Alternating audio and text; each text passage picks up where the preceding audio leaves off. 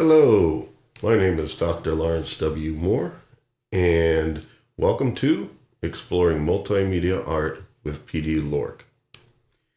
Now, this series is focused on creation of multimedia art, and we'll be using the open source programming environment called Pd-L2Ork in order to do that. And this series is for a number of people. You could be interested in creating multimedia art and have no idea what Pd-L2Ork is, or Purr Data, also known as PD, the parent software. You don't have to know anything about those to start. But for those of you who do know about Purr Data or have been using Purr Data and don't know, what's different in Pd-L2Ork, what other features it has and stuff, this course will be good for you as well. But we will be starting from the beginning. And so at first, a lot of things will be a little bit basic, but a lot of times it's good to go over some of these basics because I'll also be talking about some other things that I've discovered along the way. Right now, it is July of 2023. And the most recent update of Pd-L2Ork was in April of this year. So I think things are pretty current, but I welcome your feedback and comments if you're having difficulties with anything that we go over. And be sure to explain some things there too, like whether you're using Windows, Mac, or Linux, and what your difficulty is in detail. I don't even know the developer. The maintainer of Pd-L2Ork is Ivica Ico Bukvic, and there's been no communication, so there's nothing I can really do about it, but it'd be good for me to have some of this feedback in order to see what things are doing what for different people. Okay? So let's take, first of all, a glance at what Purr Data is, and then what Pd-L2Ork is.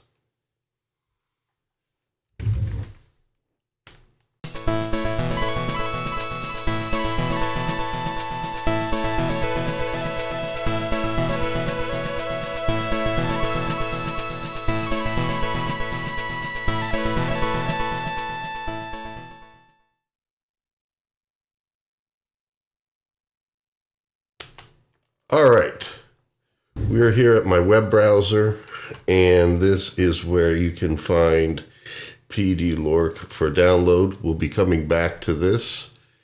Here's its symbol up here, and I should say that it is named for PD, Purr Data, the software that it's based upon, and then Linux Laptop Orchestra, which is an ensemble at Virginia Tech. And this brand, or I guess brand's not the right word, we'll say this flavor of Purr Data was made for this laptop orchestra. They are still performing. They keep most up to date. The website's got some news and stuff that's out of date, but they do say that their Facebook page has more up-to-date information. And I checked out the YouTube channel, and there are some videos from April then and so forth. I think in that it operates out of a university. Obviously, we are in summer break now, so maybe in the fall they'll have some new things coming up, but it is an operating ensemble, and so development of the software goes on, which is always good to hear. Now, let's go back to the source. This site, and I will have both of these links in the description of the video. This site is purrdata.info. So Purr Data, all one word, .info.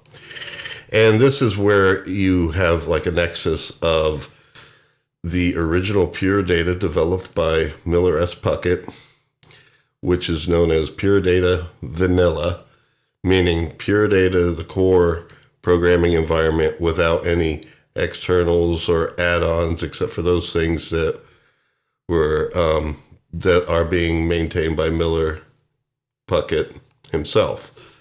So you have also some of the other externals and things that work with Purr Data on this site as well. If we go to the Downloads tab here, you'll see at the top here is Purr Data Vanilla. And the most recent version of this is 0.54. And last week when I was looking at things, I think the most recent version was 0.53 point something, but it's already been updated. And we can talk about this a little bit as we go. This is basically the core software. It is open source software, and that's why there are these other flavors of Purr Data, like Pd-L2Ork, that have been developed, because the source code is open. And, you know, the developers stay in touch with Miller Puckette, and therefore they can be listed here on purrdata.info. This is Purr Data, P-U-R-R Data, with a cat there that kind of gives you an idea. And this is actually based on Pd-L2Ork, which we are going to be using. I'm not sure exactly when it was, but if you scroll down here, here it is, where there's a description of Pd-L2Ork, which is what we're going to be dealing with in this series. Purr Data and Pd-L2Ork are forks of the same thing.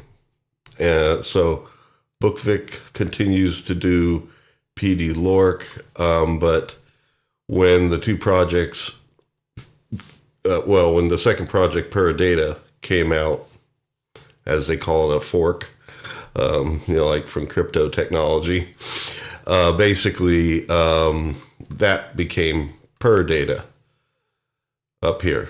So they are from common ancestry in this unfolding lineage. And if you read here, you notice I've been saying Pd-L2Ork. Well, it tells you in this paragraph that that is the correct pronunciation.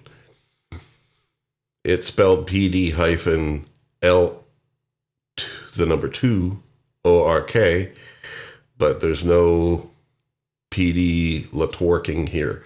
It is Pd-L2Ork is the pronunciation. Basically, the 2 represents that there's 2 L's. Linux Laptop Orchestra. And we're using a K in orchestra instead of CH because it's cool. Okay, so now that we've kind of discussed that bit, let's take a look at, if you click this link, you're going to end up right here at this download page.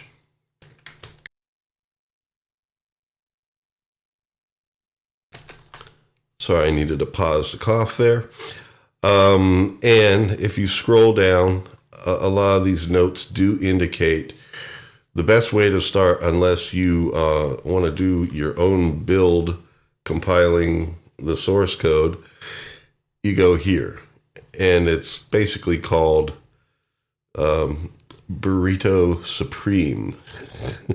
And basically, that's not the name of the software. It's just saying, that's just what they're calling the already compiled software that you can download and install on your computer.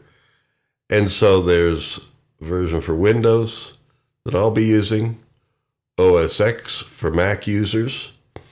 And it'll be interesting to see. I'd like people to let me know, you know, if you're using the new processors. I think they're called M1 processors, or Intel processors, how well it's working. Since this is from April, I have a feeling that it should be supporting the M1 processors as well as the Intel processors from Mac. But that would be an interesting thing to know and to have some confirmation on. And then various Linux versions here. But if you're using Linux, you would probably be savvy enough to go down here to the source code and just do a build on your machine, and you know, do it that way. There's version 1.x here. This is Linux only.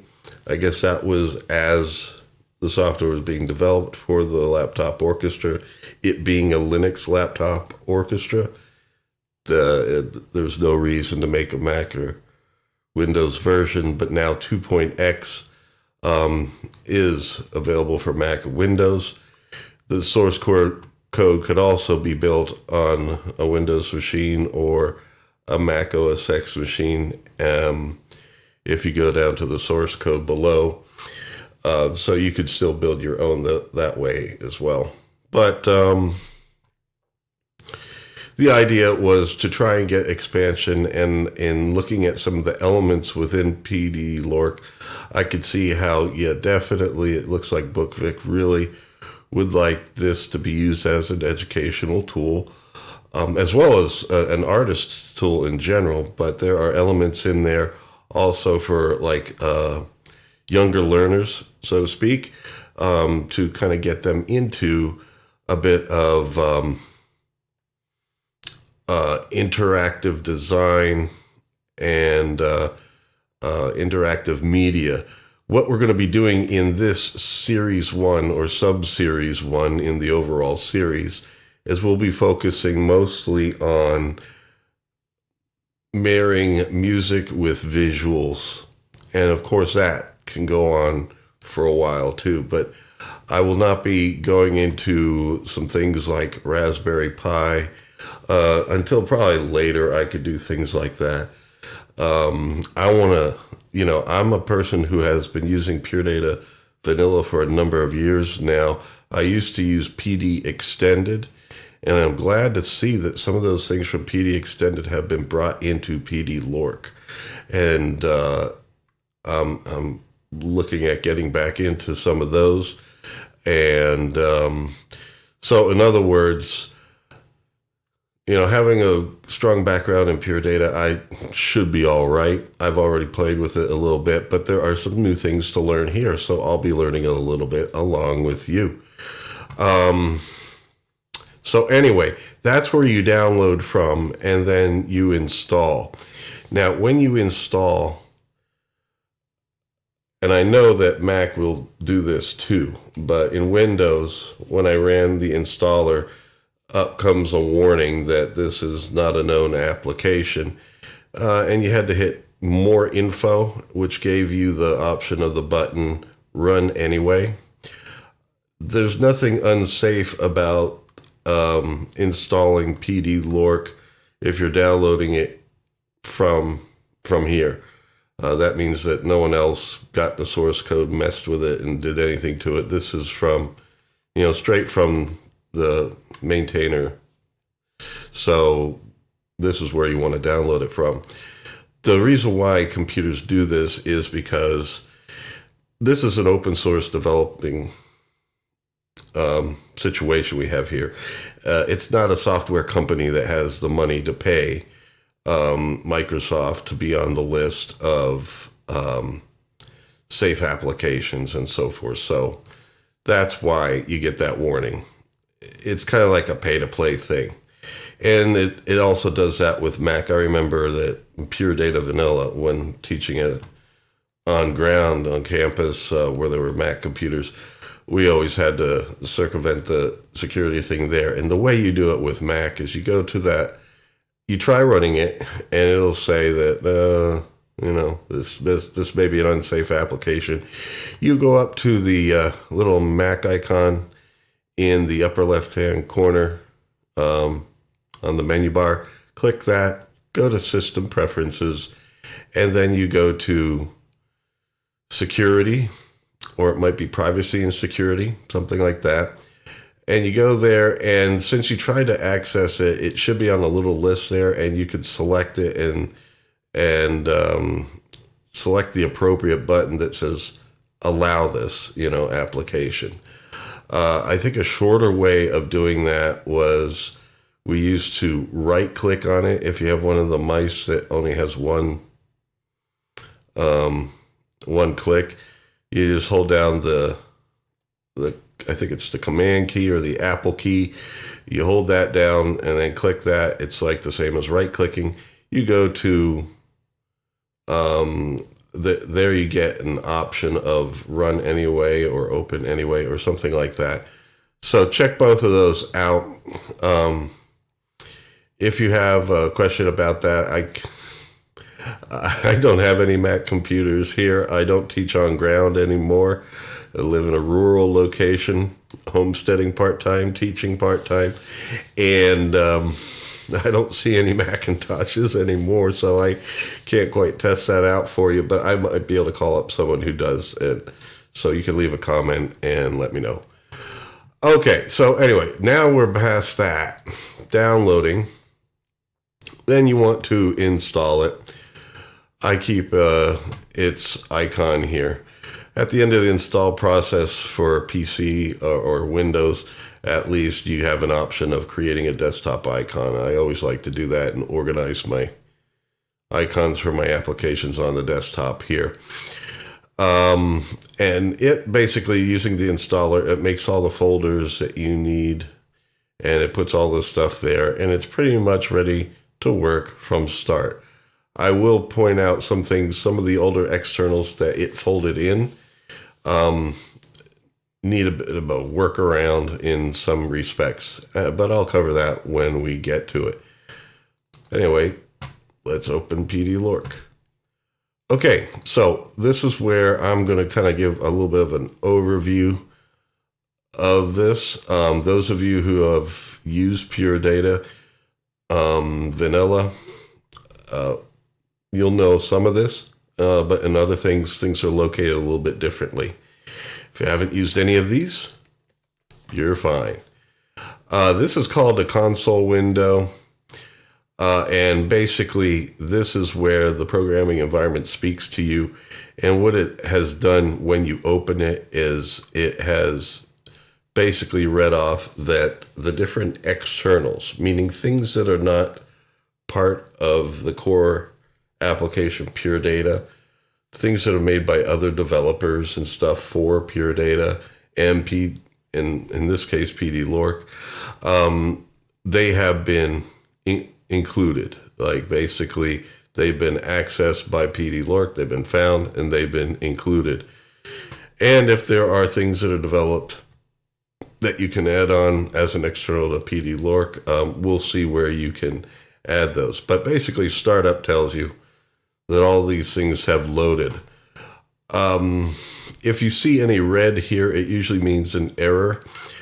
But straight after install, I don't think you'll see any of that. But as we build things, this window will also speak to us and tell us, when the errors have occurred. So it's good to be able to get back to this window when you need to. So I'm just going to go through the menus real quick here. Obviously, File menu, New, this is where you can make a new patch. And that's what these things are called. They're called patches because it's a visual programming environment. And basically, you patch different things to other things to build and to make things work. I'm going to move this over here. And I am going to move you over here. How about all the way up here in the upper left corner? And then we will begin patching soon. But there are also open and save options there. Now, when you've created things in Pd-L2Ork, like in PC, it has a .pd file extension. In Mac, it doesn't do things exactly the same way, but it has a file association for Purr Data. If you have Purr Data Vanilla installed on your computer and you have Pd-L2Ork installed on your computer, one or the other is going to open up when you open up a PD file. And so you want to be kind of like a little bit selective about choosing. Like you can right click on the file, go to open with, for example, and you can tell it which one you want to have opening things. So we go to documents here, PD, this is where I keep my PD patches at least the current ones. Some older things backed up somewhere. But anyway, this externals folder here is something that Purr Data makes. I have PD Vanilla installed on this computer at the same time. And so if we go here to, like here's a patch I just made this week for my other series, Learn Synthesis with Purr Data Series 2. I also have a Series 1 if you're interested in learning Purr Data, the core application, and or synthesis. You can do both. If I were to double click on this, I'm not sure which one would open. But you can always go to right click, and I think Mac, you have a similar option.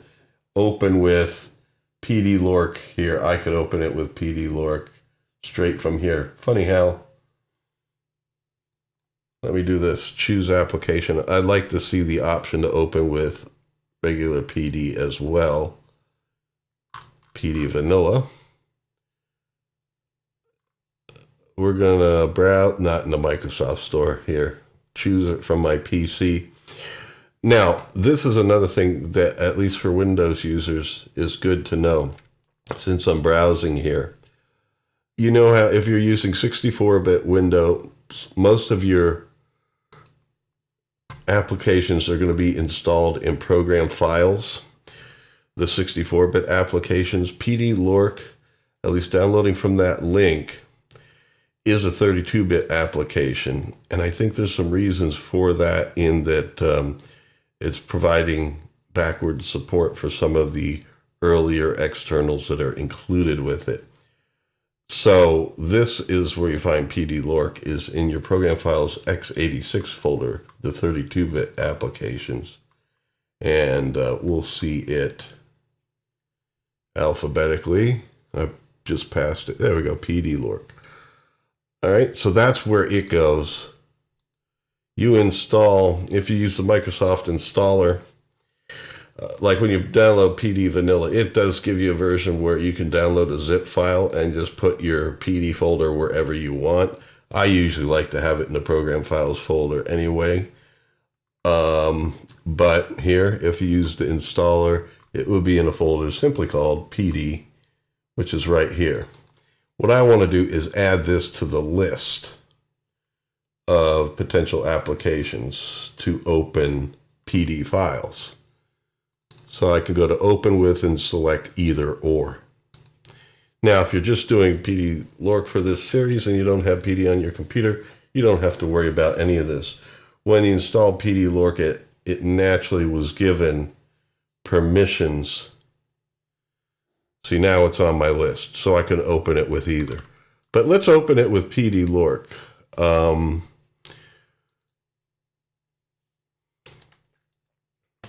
So it'll usually create a new console window.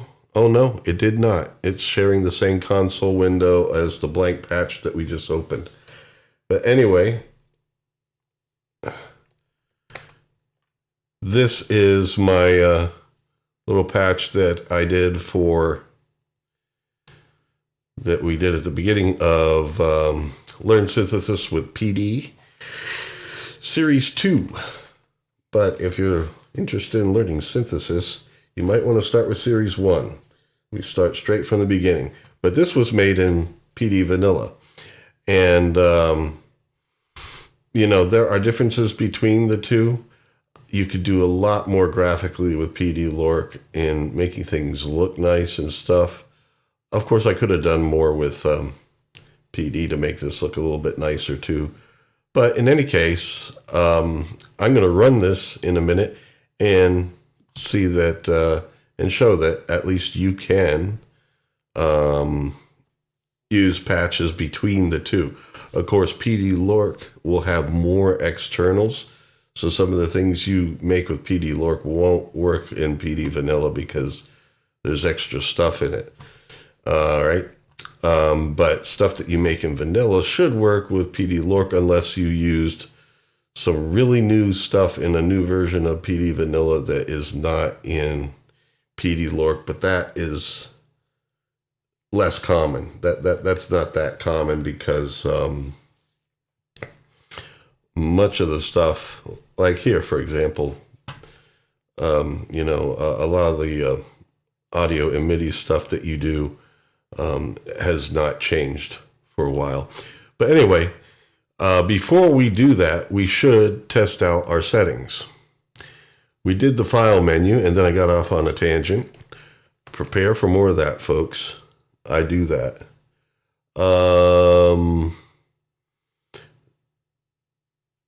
This K12 demos and K12 mode, we're going to talk about later when we get to the help browser. So we will discuss that.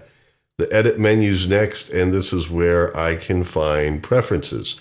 Now, seems to me in Mac, a lot of applications for Windows that have preferences under the edit menu, I think in Mac, a lot of time those preferences are located up in the menu bar. Like in your menu bar, you probably see the Apple logo, and then you see Pd-L2Ork. You click on that and go down that menu for preferences if you don't find it in your edit menu. If not, coming up, I'll show you in the media menu, you can do some of the same things. But we're going to go to preferences first here. The thing I want to make sure of before I run this is that my audio settings are fine. Now, since I already set them, I know they're fine, but in doing a tutorial like this, I think it's good that we make our audio and MIDI settings to start with. All right, so we have tabs here at the top. Under the audio tab, you can select what kind of audio protocols you're using. Normally, I would use ASIO.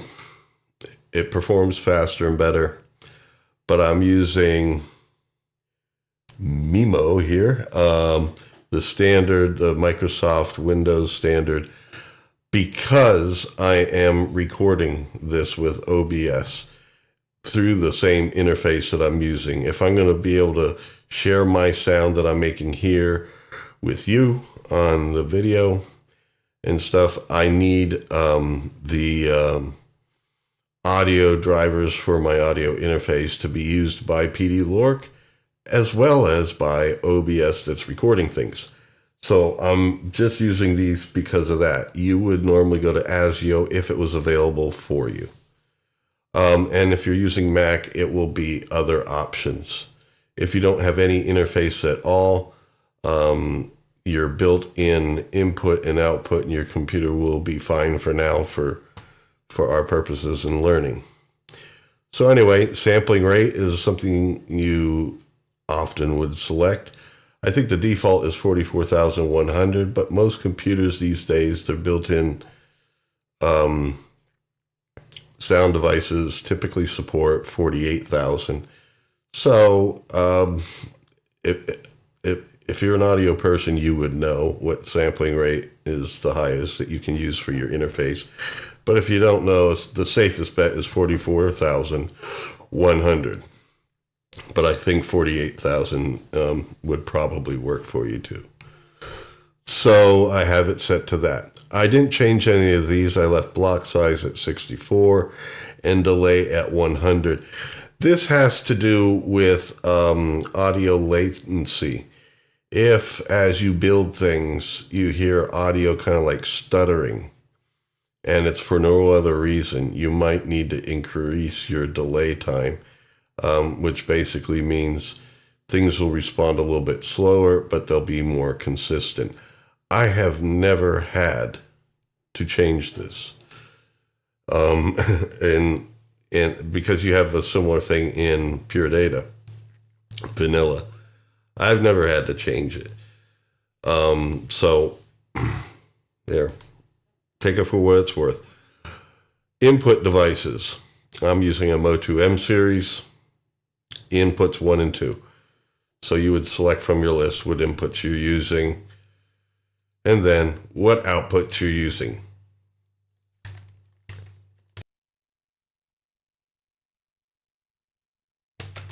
Okay, now we can test these things after we check our MIDI settings. Now, if you don't have a MIDI keyboard connected, we won't be using it in this session anyway. So you may not need to worry about this. But, oh, looks like I never set this. I have this guy here. My launch key connected. That would be the keyboard I'd like to have input from, and I'm not going out to anything. So there we go. Is there a save thing here? We could hit apply. Surprised that wasn't set. Now, GUI is something we can look at real briefly here, but then we're going to test that our MIDI and audio work. Startup, and startup is not something we're going to work with right now or anytime soon.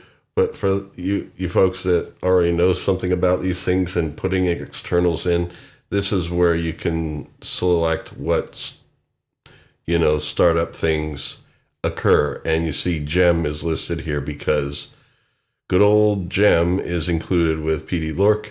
And this loads up the graphics environment for multimedia libraries to work with it. But so other libraries would be installed from there. There's libraries of other things that are different from PD Vanilla that Pd-L2Ork has already just built in, and so you don't even see them in the list. But we'll be seeing them as we go. GUI.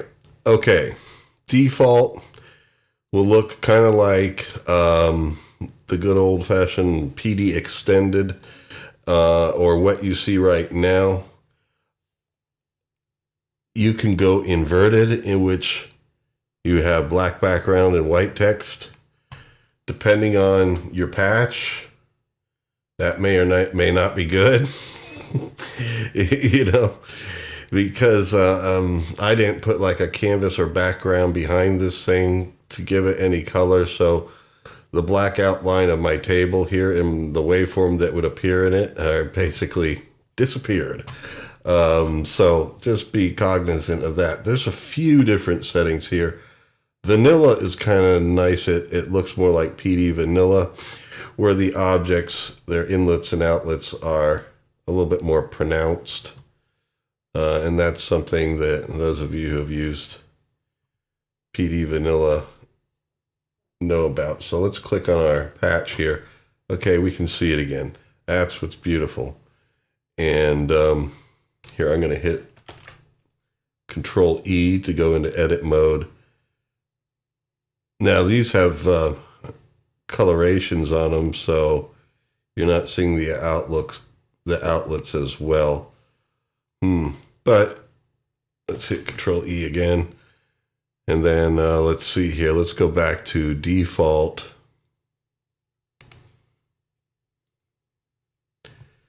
And see if that looks better. The outlines look a little bit more pronounced, believe it or not.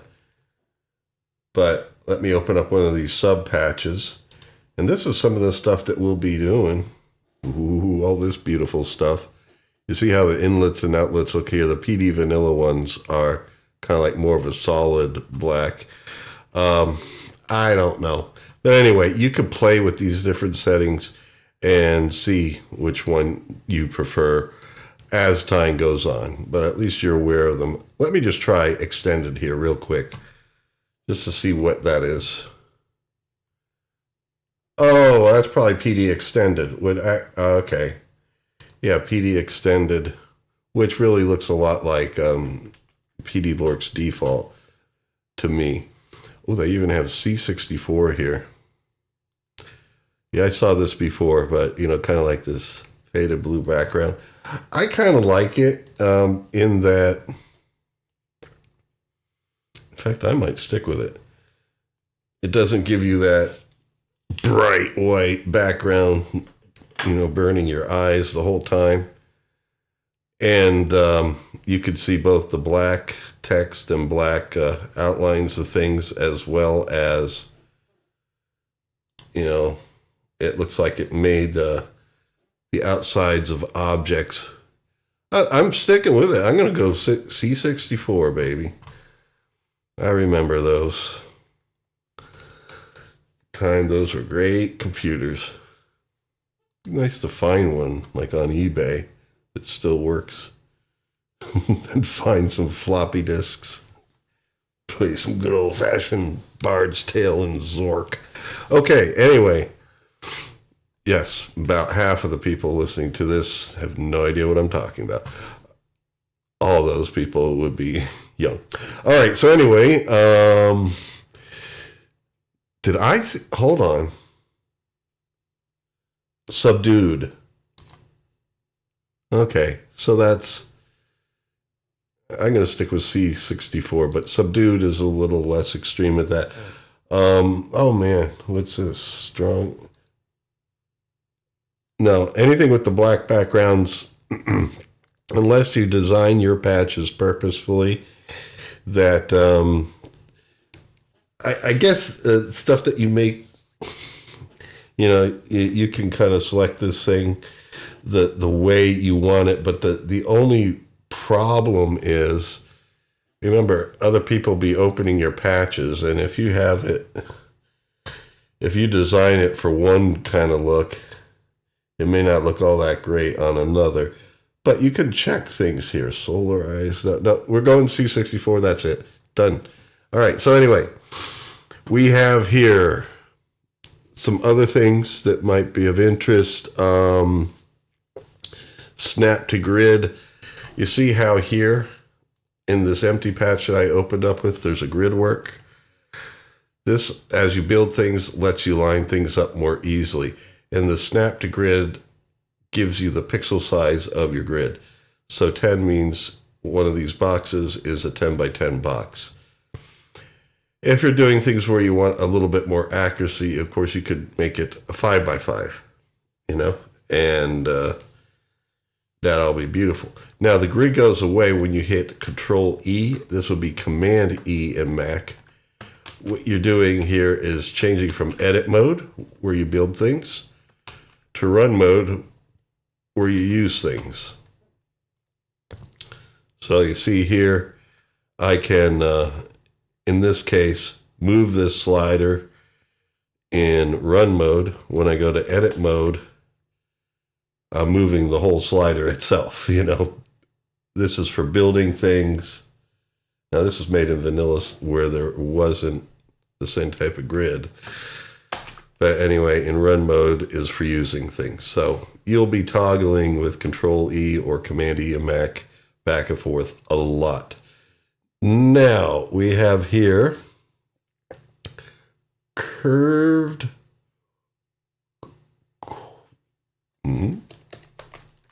chords. Yeah.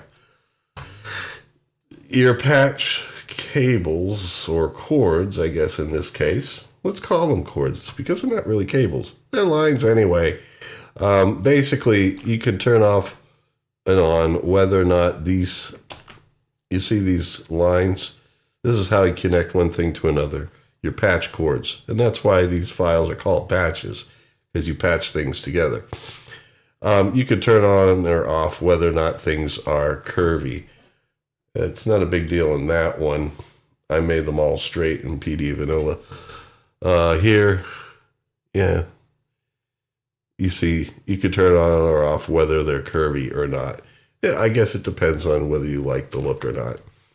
Okay, so we did that. What else is here?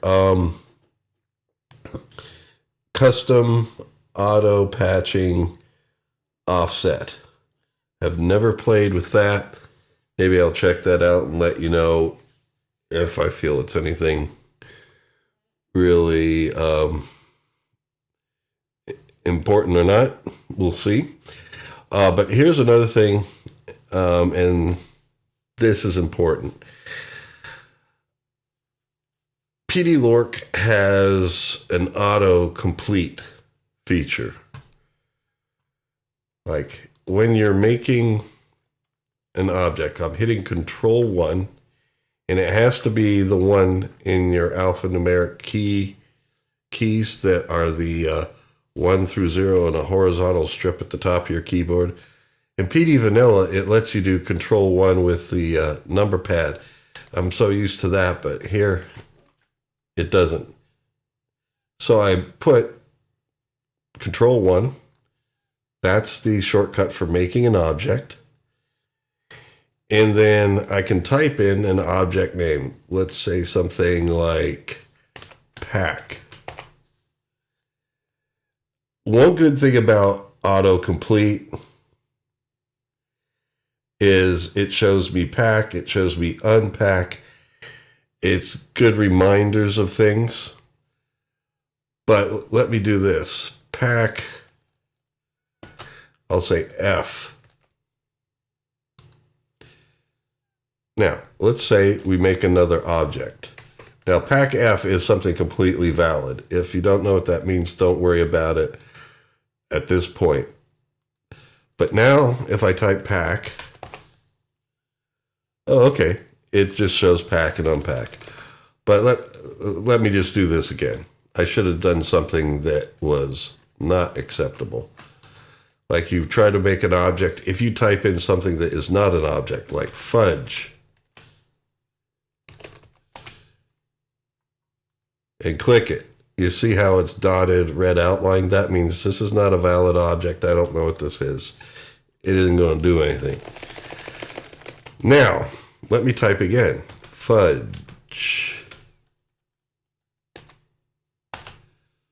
Oh, good. It didn't put it in the list. Ah, ha, ha, ha, ha, ha, ha, ha. You know what? I was trying out Purr Data. You know that fork that forked off of Pd-L2Ork?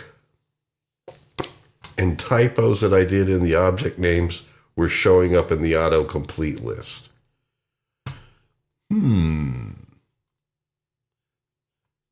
So I'm going to leave this on. And this will be good for people that are just starting, because you'll see some object names in there. If you forget them or you kind of know it, it may show up on the list and remind you. And then here's match completions by object name prefix.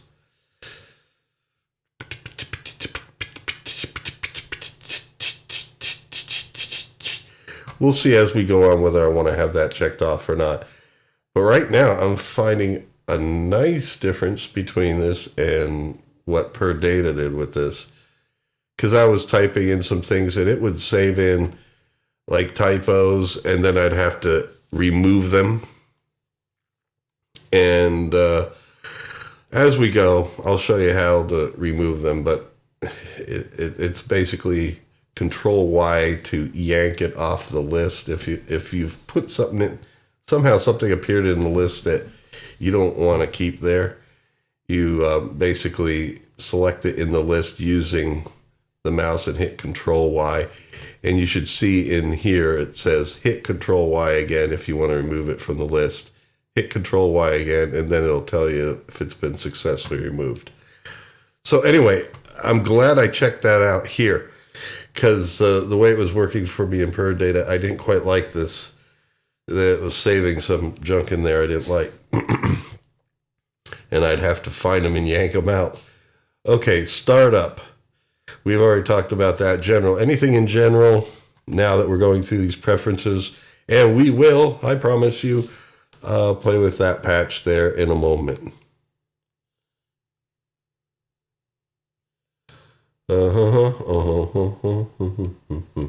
That is fine to leave. This is the help browser, by the way. We're going to be looking at that after we play around with this patch. We're going to look at the help browser.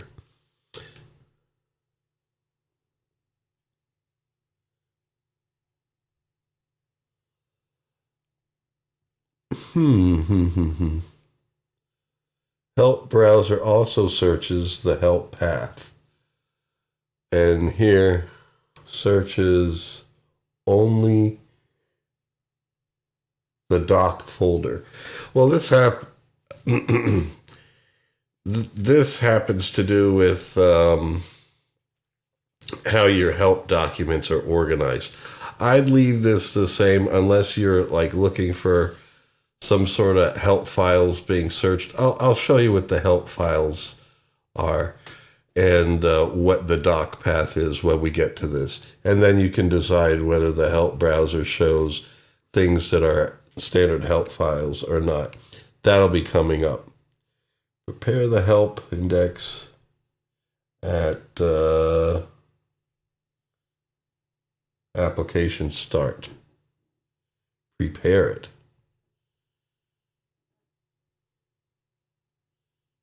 Okay, well, all right. A lot of these decisions can be made after I show you what those things are, and that will be coming next. Well, semi-next. First, we were going to play this patch that I made in PD Vanilla. The way this works is you hit the record button here, and there we have a display of the waveform. This waveform would look nicer if I went on to properties here. And I need to move properties up. Let's see here. I'm looking for, now these properties, things are organized a little bit differently than how they appear in PD Vanilla. Bezier curve, that's what I'm looking for. That means it'll connect those dots a little bit better and look nicer as a waveform. Now, remember, I'm going to hit Control E. Grid work goes away. We're using the application. All right, so that sound is recorded in there. You hit the record button here. You hit the record button here. You hit, and so my stuff's been recorded, and it loops it automatically. And yeah, includes the mouse click. And this is a speed controller. You hit the record button here. You hit the record button here. You hit the record button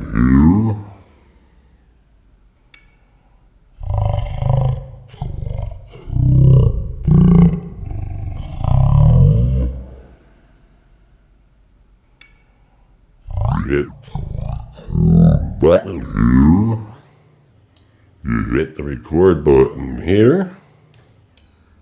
You hit the record button here. Yeah, and clicking this bang here gets it back to normal speed. So, yes, everything is working as intended. Sounds weird because I like that. Okay, so anyway, I'm going to close it. Now, since I did some edits to it, it's asking me if I wanted to save it or not. No, I'm not going to save it because anything that I inadvertently moved around, like that slider, I don't need that saved. But it's good to have a warning that you're about to close something. Do you want to save it? So we have our blank patch here, and we're going to be building some things to end off the episode after a little bit more. Remember I said about the media menu? We're going to look at that. You see here how you have audio on, audio off. Shortcuts are Control / and Control period. We're going to be using these as a toggle later. It's probably good to memorize these because this turns on and off sound. When you're building something, there's times where you don't want sound running because you're still hooking things up and you don't want to hear it sound as it is in progress. So you can turn it off, and then you can turn it back on. It's the DSP on and DSP off from Purr Data, basically. And then here, test audio in MIDI. I do not see in PD Vanilla, they have added a preferences menu, which is actually in the file menu now, instead of edit. But in PD Vanilla, they still left in audio settings and MIDI settings here. So it looks like you actually in Pd-L2Ork, you do need to go to edit and preferences on PC. And I have a feeling if you do not find preferences in your edit menu, go up to the Apple icon right next to it. It should say the application name. make sure that Pd-L2Ork is clicked so that that application name appears. So you have a menu that says Pd-L2Ork, and then you open it, and the preferences should be there if you're not finding it under the edit menu. But I see the media menu does not have it anymore. But test audio and MIDI would be good. Actually, we already did it. But for you guys now, if you're just learning this from scratch, right there, that if you hear a tone, that means you have your correct audio device selected. Okay. You can also test inputs. The way that works is you basically see numbers moving here when I talk, and a little bit when I don't talk because there is a fan in the room. But in any case, if you see this moving, that means your input is getting signal. Of course, instead of a tone, you could have it play noise. It's up to you. And down here is where you can test your MIDI inputs. Quite simply over here, if you touch your keyboard and you see those numbers change for note and velocity, that means your MIDI keyboard is properly selected. All right. But notice these things that we've been calling up like this is a patch. Just like we're about to build one here. And the other thing I opened, some of these things are basically patches made in the software themselves that are part of the menu that do things and so forth. All right. Now, I was saying help. Let's organize these windows a little bit.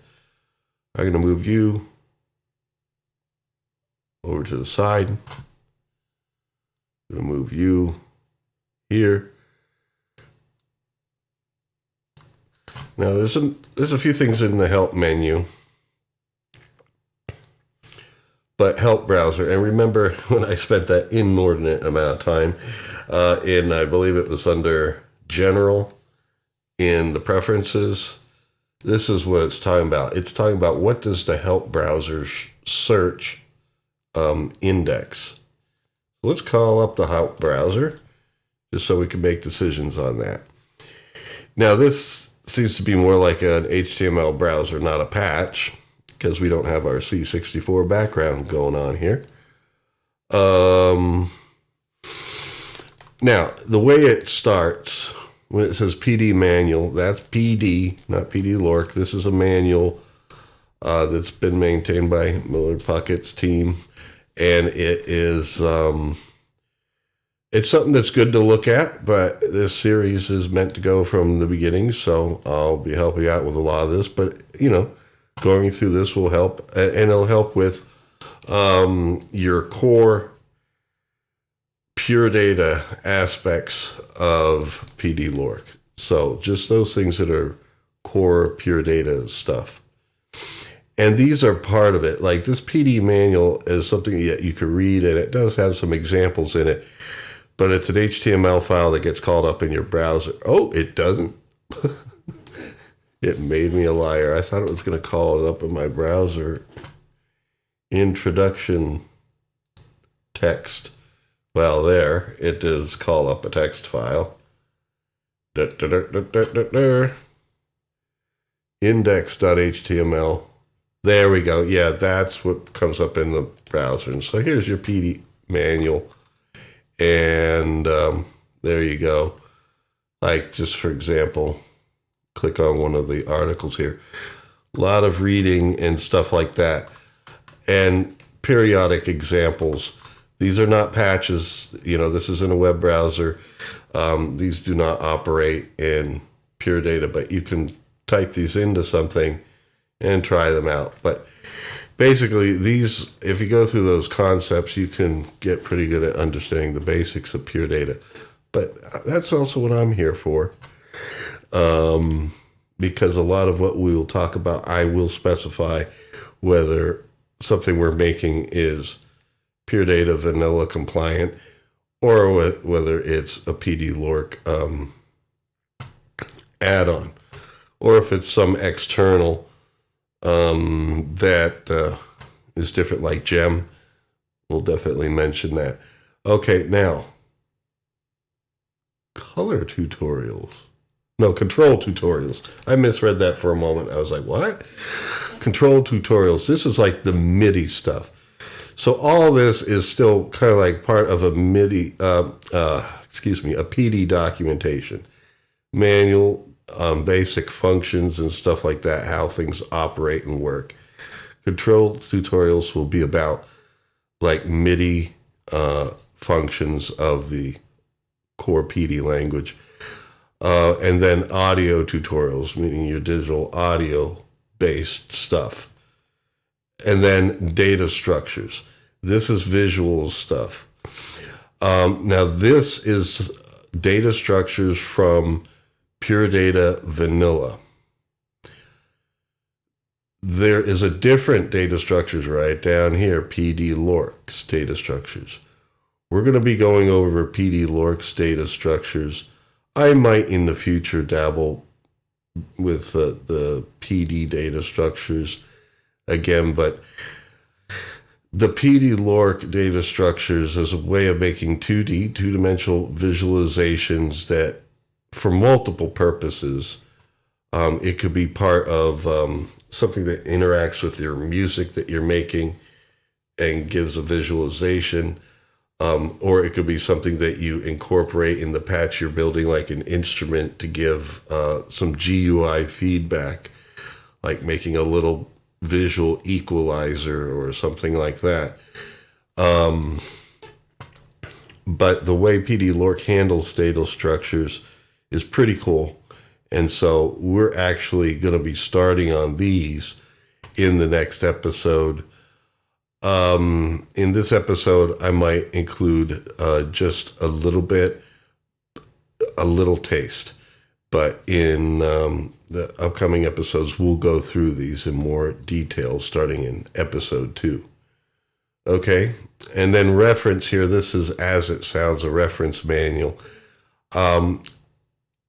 And as you see here, alphabetical order.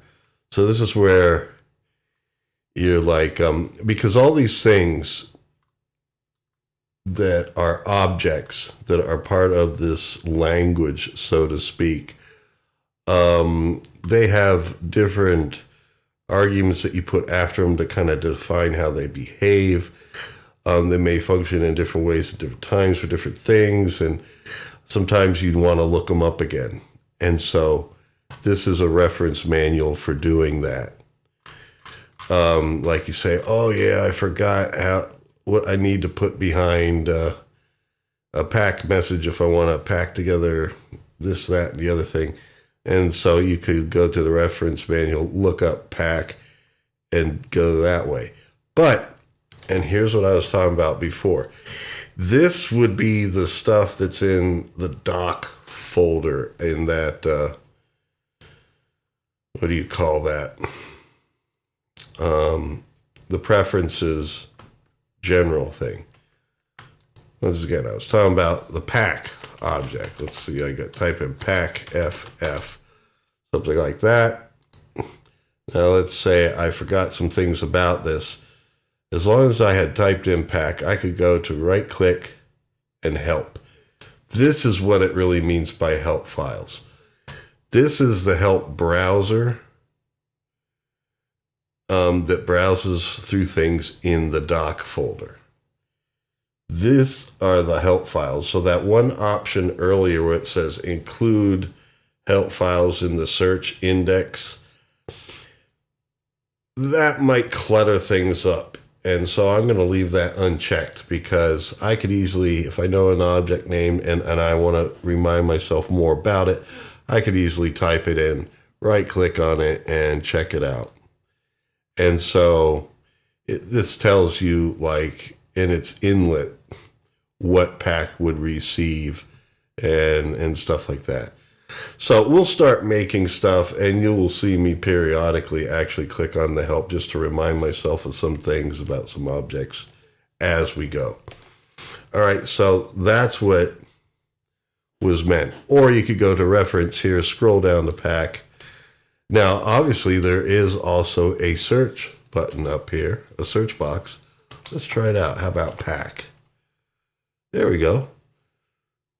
So if you forget the name of something, let's say I forgot the name of, now it's not going to happen, pack. I don't know. Yeah, let's say it's like you forget. Oh, I'm just saying that as you type, it will fill things in for you a little bit and show you. Like if I wanted to know more about arrays, there's a thing about arrays there. Here, like tab right's a perfect example. There's tab right, there's tab read. Let's say you forget some of those. You could go tab, and you'll see here table, tab receive, tab oscillator. So if you kind of forget the name of something, you could start typing things in the search thing up here. I think I'm going to leave this alone and not change any of the options for it, because things seem to be set up just fine there. Alrighty, so now that we've done the help browser, oh, wait a minute, there's actually still a few more things here. So where I left off, yeah, we're going to look at the Pd-L2Ork data structure starting next time and integrating it with a little bit of audio so you can see the interactivity. PDDP. Now, I'm not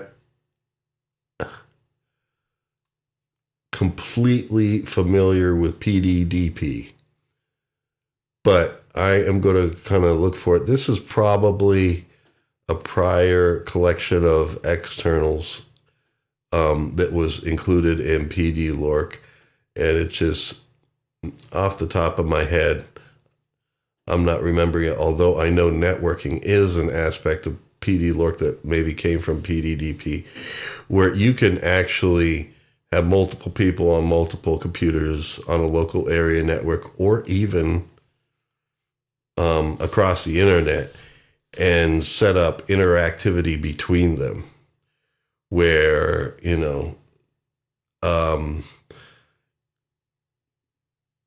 you're basically building patch on one end, and they could have a similar patch on the other end, and they could be sending data, and you could be sending data back and forth. MIDI especially would be pretty cool doing that. Audio, I don't know how well the audio streams will work, how much delay there would be.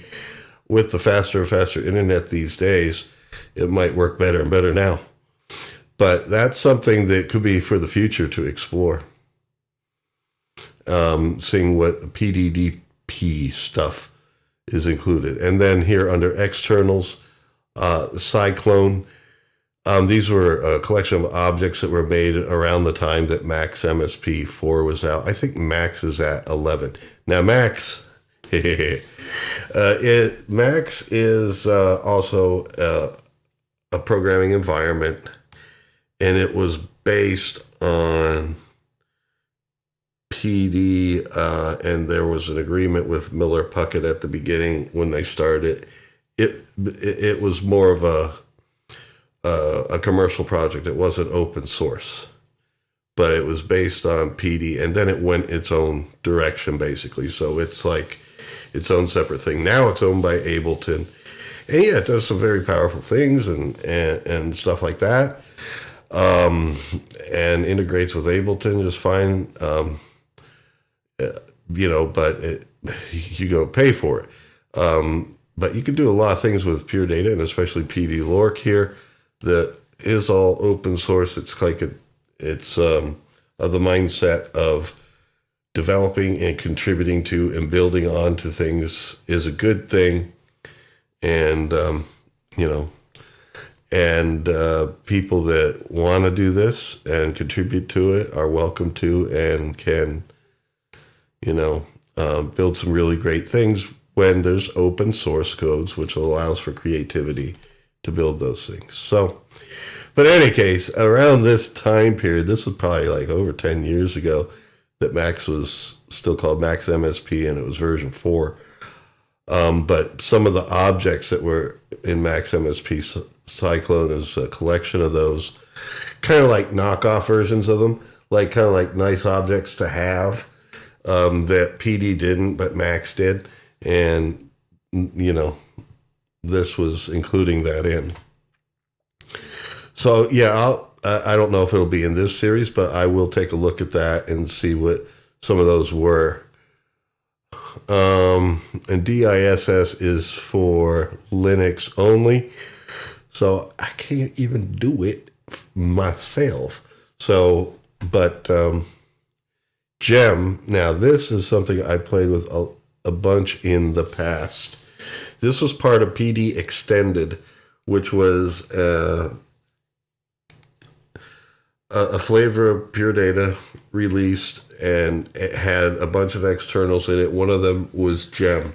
I think Pd-L2Ork has taken up the mantle, basically, of PD Extended in kind of like developing and adding its own new things, but taking in some of these older things that were externals to Purr Data that were valuable. And Gem was great, and it may still be great.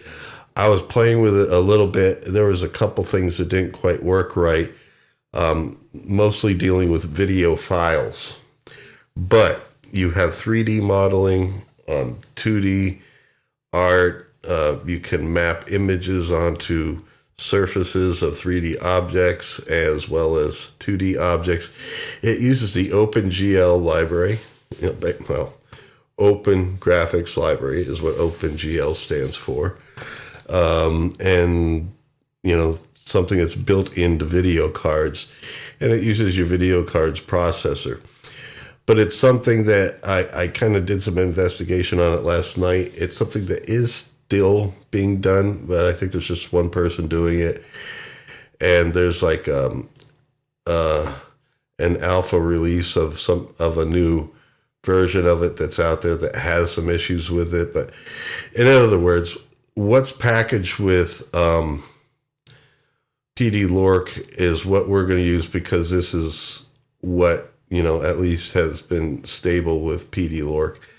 And basically I'll do a little pre-exploring, and things that I see that don't quite work anymore, we won't do it. But I mean, I was doing things where the webcam could sense my movements, and then I could use that as a controller to control sound, basically like a theremin.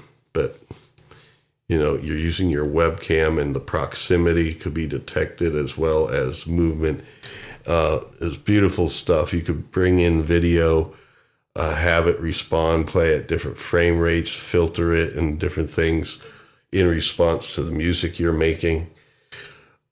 Really powerful stuff. And so we will check out some of that after I've, you know, later in the series, and after I've done some pre-exploration to see what stuff still works. Now here's data structures again. Remember, I've already mentioned there's the data structures that are part of the PD basic, you know, vanilla package, and then there's the Pd-L2Ork data structures.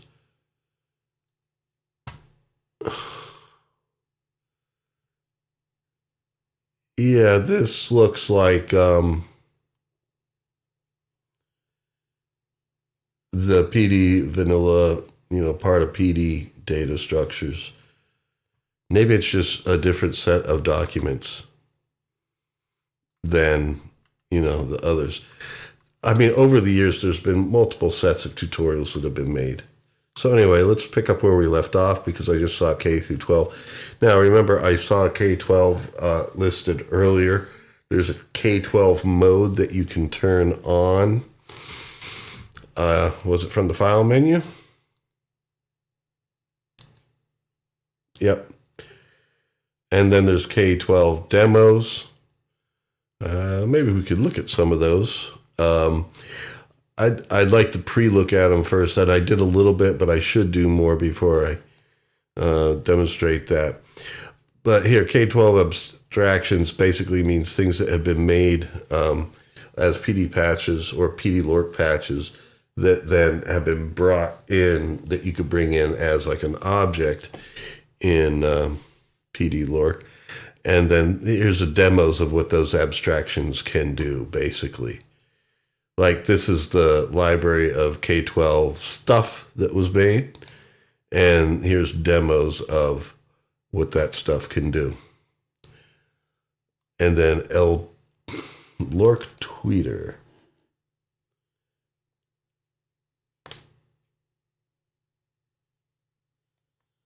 Okay. Wow, multi-user tracker DAW. I'm going to be investigating that, and I'll talk to you about that stuff later. I haven't looked at that yet. So anyway, K-12 demos.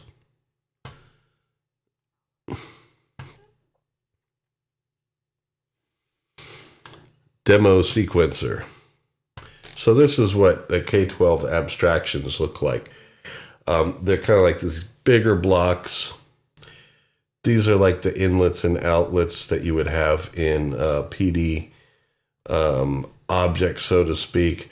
But they have symbols up here that tell you what they are. These are numbers here. And so this is basically saying chords, beat,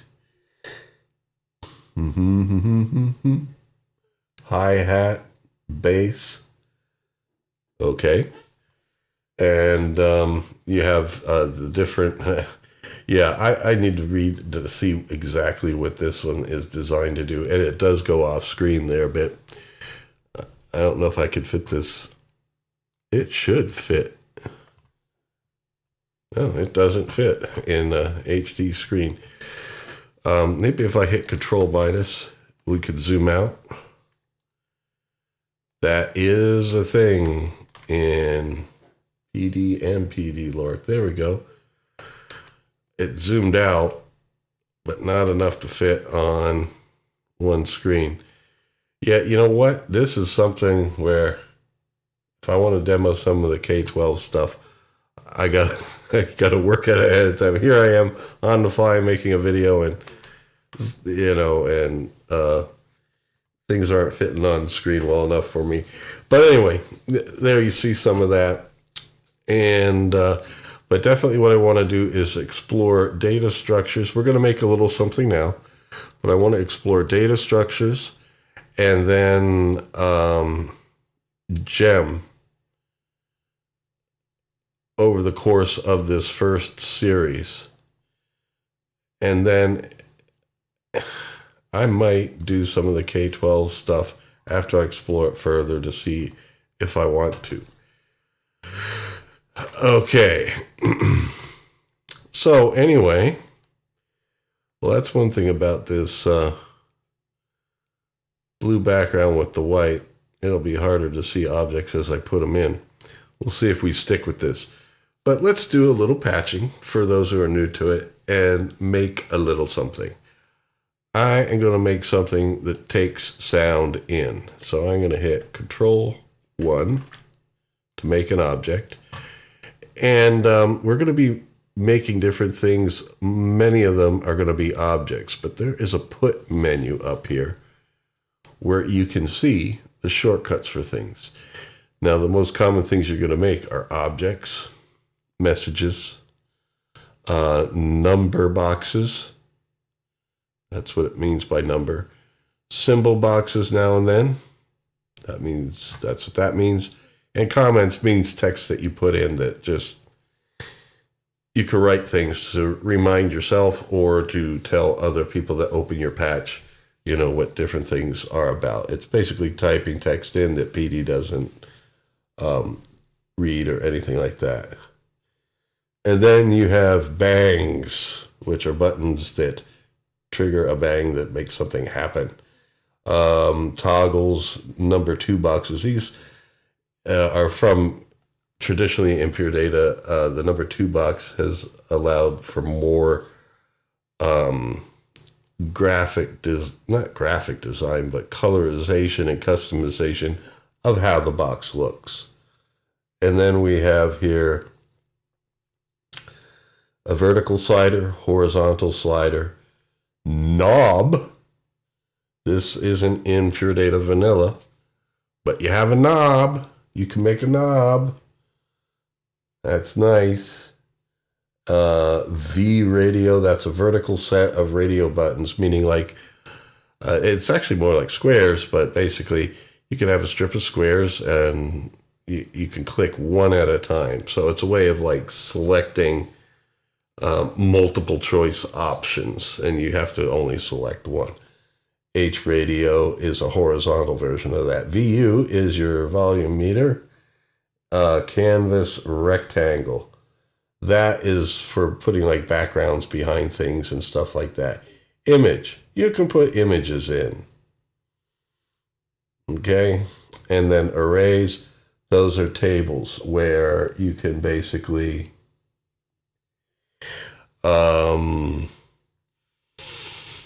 store audio in them, or you could store numeric values in them as well. Although digital audio is basically numerical values, but at the audio rate, and lots of them, like at this sampling rate, 48,000 per second. But that they have multiple uses. And then I guess this is the K12 menu if you want to use those big blocks and stuff. I'm going to play with that a little bit more before I do anything with that. Okie dokie. So we're going to bring a little bit of sound in, I believe, here. So I made an empty object. I'm going to put ADC tilde. Yeah, I am going to change my screen. It's harder to see these because the outline of them is blue and the background's blue. Where was that? Edit. Preferences. All the way at the bottom, that's right. And we're getting used to it. And then GUI. Maybe subdued. Let's try subdued. I do want to avoid to have that, a white background blasting at me. So ADC tilde. What does this mean? Well, I created an object, and then you need to type in something that Purr Data or Pd-L2Ork understands as being an object. And ADC stands for analog to digital converter. And then the tilde after it means it's an audio object. Anything that handles audio will have a tilde after it. And that means the stuff that's flowing through it is digital audio, meaning flying at the sampling rate, 48,000 samples per second in this case. But this basically means sound in. And it comes, unless you set it up for, like you have an interface maybe with 8 in, 8 out, and you could set it up to have 8 outlets here. By default, it will just have 2 outlets for your first 2 inputs, because basically, like the microphone plugged into the input of my interface is coming out here. All right, and that's where I can send it places and stuff like that. First thing I want to send it to be control 1, a star tilde.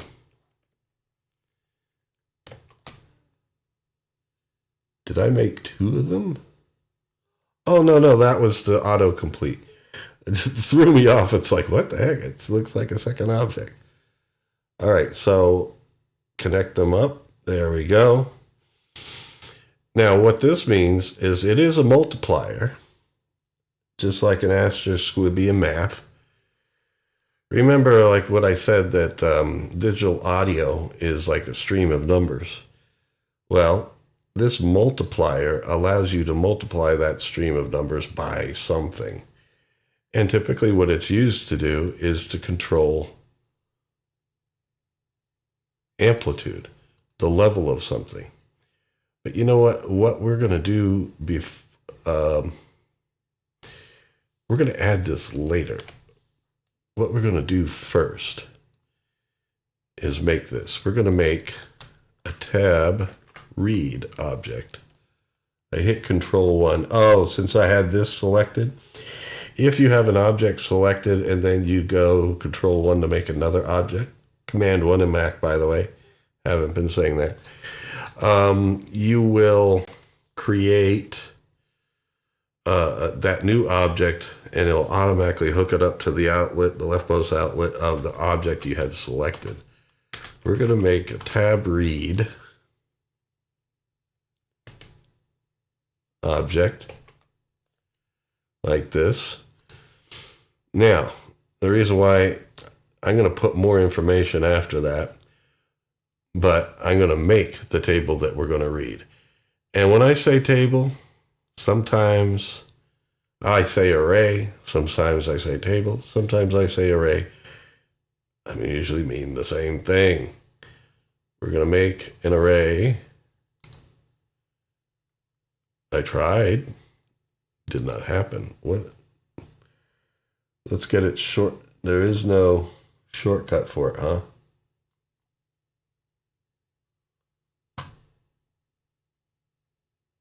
I'm clicking. I'm not seeing the array. Here, let's check one thing real quick. Hold on, maybe I could do this. Control 1. Array.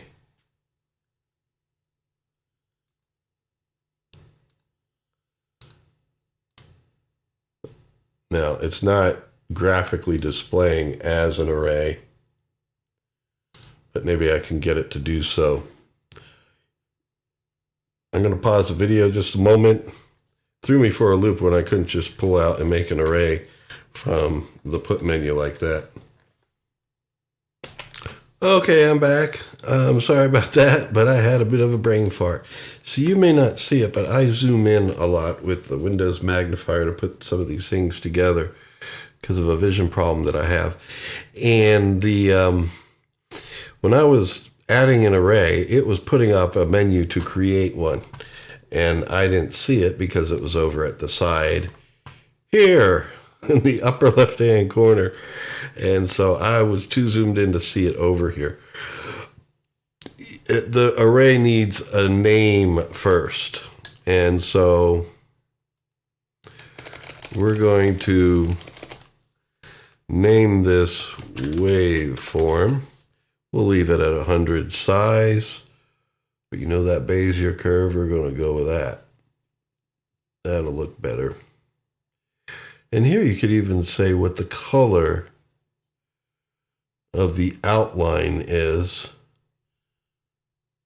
We'll check that later. We might actually want to play with that, see what we can do. So anyway, this array, as I said, can be used to store audio. And the start till date we are going to add later, but I wanted to just show an example first. Can I move the object, please? I'm used to PD Vanilla, and you got to click on these carefully, a little bit more carefully than PD Vanilla to move them and stuff. But anyway, we have our tab read. We named this waveform, so now we need to change tab read and tell it waveform is the table that we want to read. Table, array, potato, potato. Okay, so there we go. And then we have a way of taking a picture of the waveform that will be coming in. Our ADC will be basically my voice coming in through the microphone. And so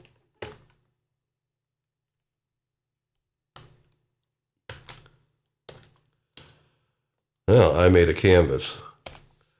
Control-Shift-B is the shortcut for bang. And all these things that I'm making, you could go up here to put and see what those shortcuts are for you. If you're using Mac, usually it's the same thing as Windows, except it's control and it's command in Mac instead of control. But anyway, this is the bang right here. It's a button that you hit to do something. And we're going to use it to tell tab read.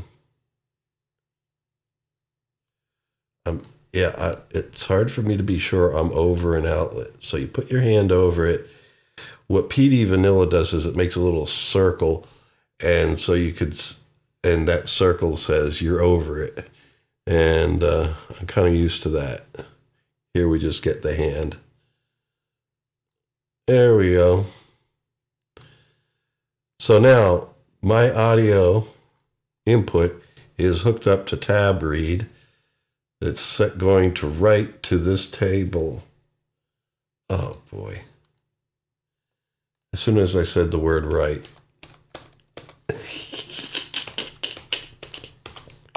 It should be tab right.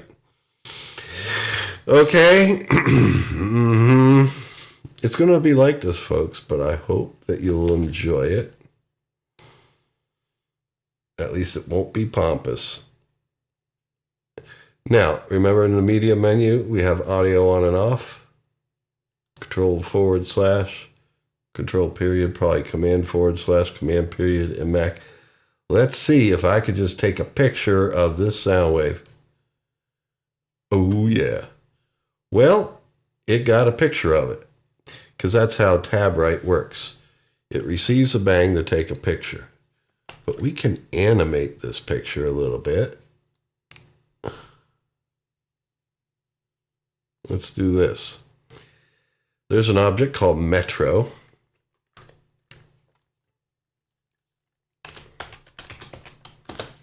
And afterwards, you can put a creation argument.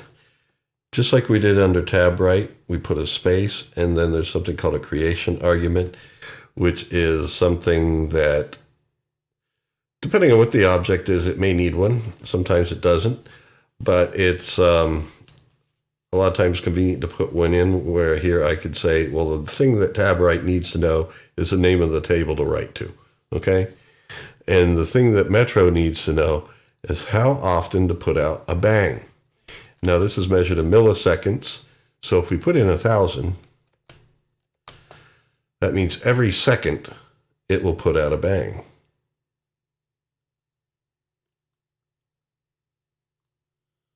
Okay, there. All right. And next, the thing about subdued is it's hard to see the grid work. I can see it, yeah. It just blends in a little bit more. But actually, I like that a little bit better than C64. The grid work was really standing out and hiding the objects. Now, Metro needs something to turn it on and off. I'm going to create an object, type in the word toggle, and we get a toggle. You can also do it from the put menu, and toggle shortcut is Control-Shift-T. Command-Shift-T in Mac. Alrighty. So now we go to run mode. Control-E. I didn't say that before. I've mentioned it earlier, but anytime you want to start using things, you got to go to run mode. Control-E gives you the arrow, and then you hit Control-E again, you get the hand. The hand means you're editing. The arrow means you're running. And then you could click on things to use them. So every second, we're getting a picture of the waveform. Now, I talk, and then there's spaces in between the time I'm talking. This Metro isn't banging fast enough for us to see a decent waveform. So let's make it bang faster. How about every 100 milliseconds?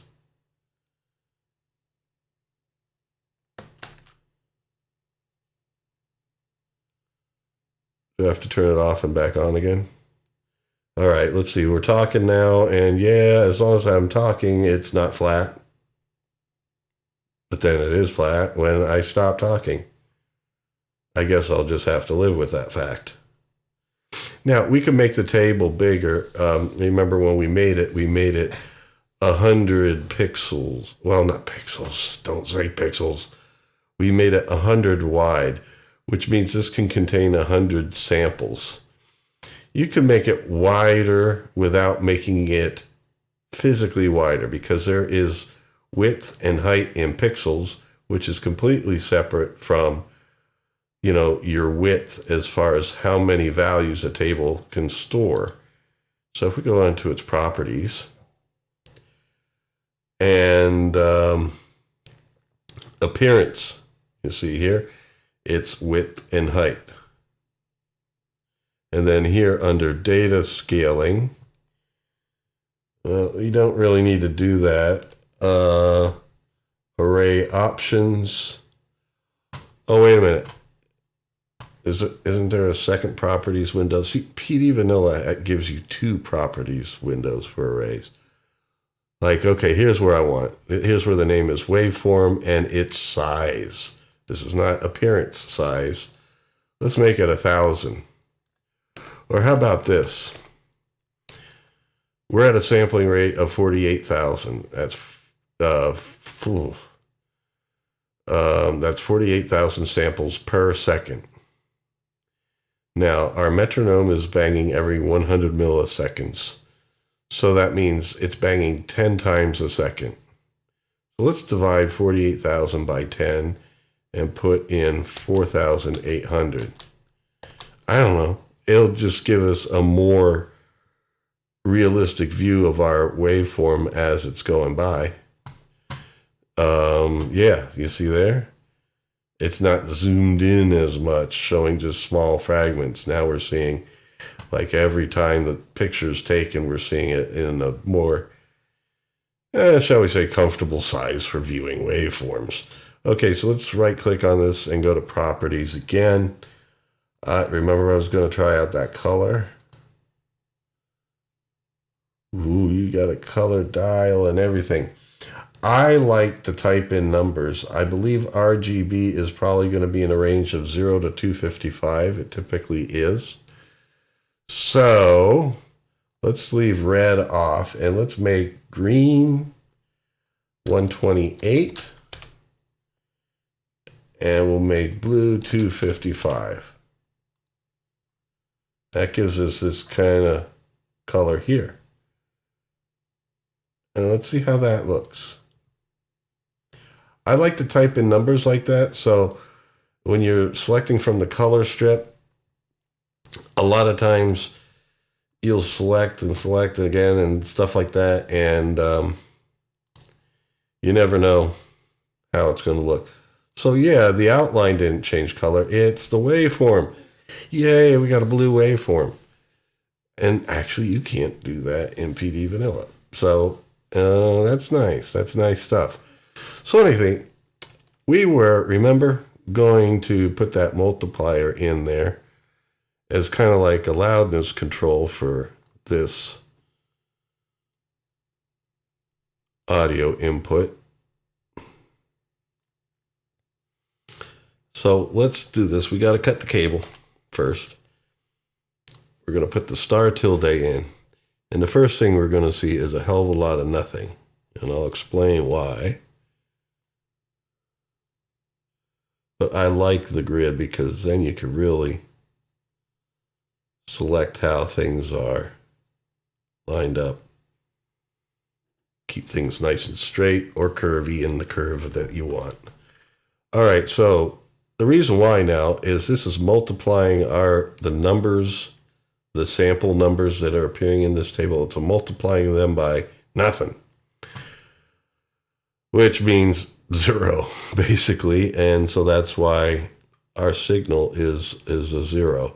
Here, I'm just trying to move this down. I'm sorry. I like to organize. Now that we're using Pd-L2Ork, we can really organize things better. So let's see here. Let's put in we have knobs, folks, in this. And I think it was Control-Shift-K. We have knobs, folks. And what this knob can do is basically we want to multiply this signal by a range of 0 to 100.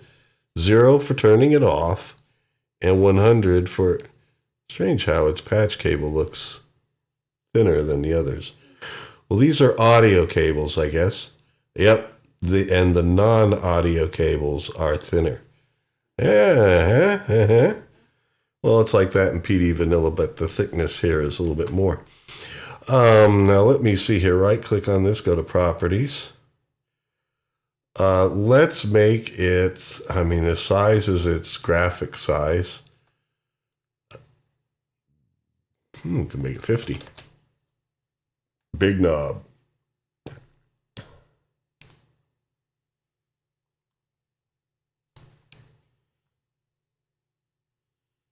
All right. And then we want to make sure its range is what we want. Yeah, we made it 50. Dial width.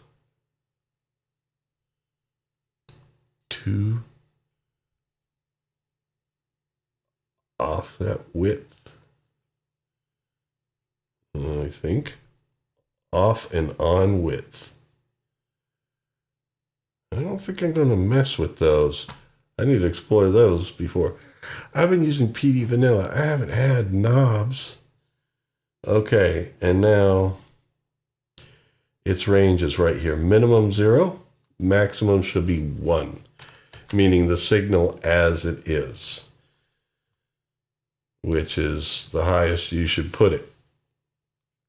We have send and receive symbols. We'll be using those, maybe even to finish things off today. Okay, so let's go to run mode. We're hitting Control E back and forth a lot. And we talk. Let's put it about halfway up. So you see the amplitude is lower than if I turn it all the way up. And then let's put it a quarter of the way. You see? There we go. Now, I'm just thinking about something. Yeah, I mean, we're just displaying this in the waveform display here. Because if I were to hook up a DAC, a DAC tilde, as opposed to ADC tilde, analog to digital converter, your output is a digital to analog converter. If I hook that up, you'd be hearing me talking through the software at the same time you're hearing me being picked up by OBS from my microphone, so you'd hear double me. Now, here's a warning.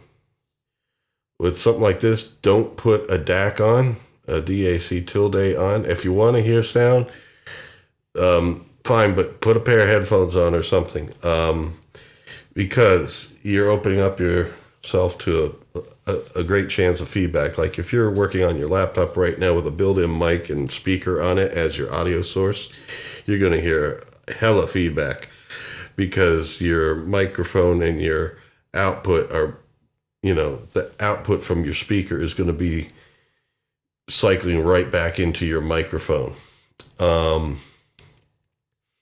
If you have your room set up that you have a mic that is facing away from the speakers and the speakers aren't too loud, you might get away with it. If you have headphones on, you're usually pretty good, unless you have your headphones turned up too high and the output from them creeps into your microphone.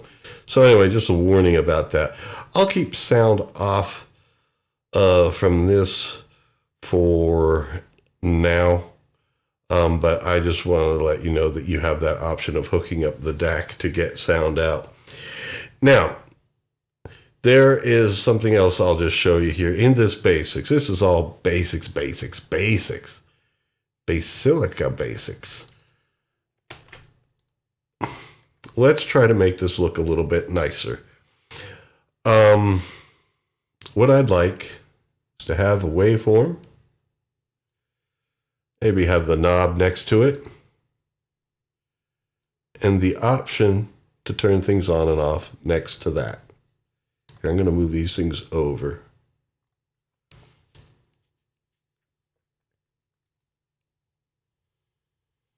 And let's make our on-off switch. Let's go to its properties. Let's make it as big as the knob. That would just look better. Size 50.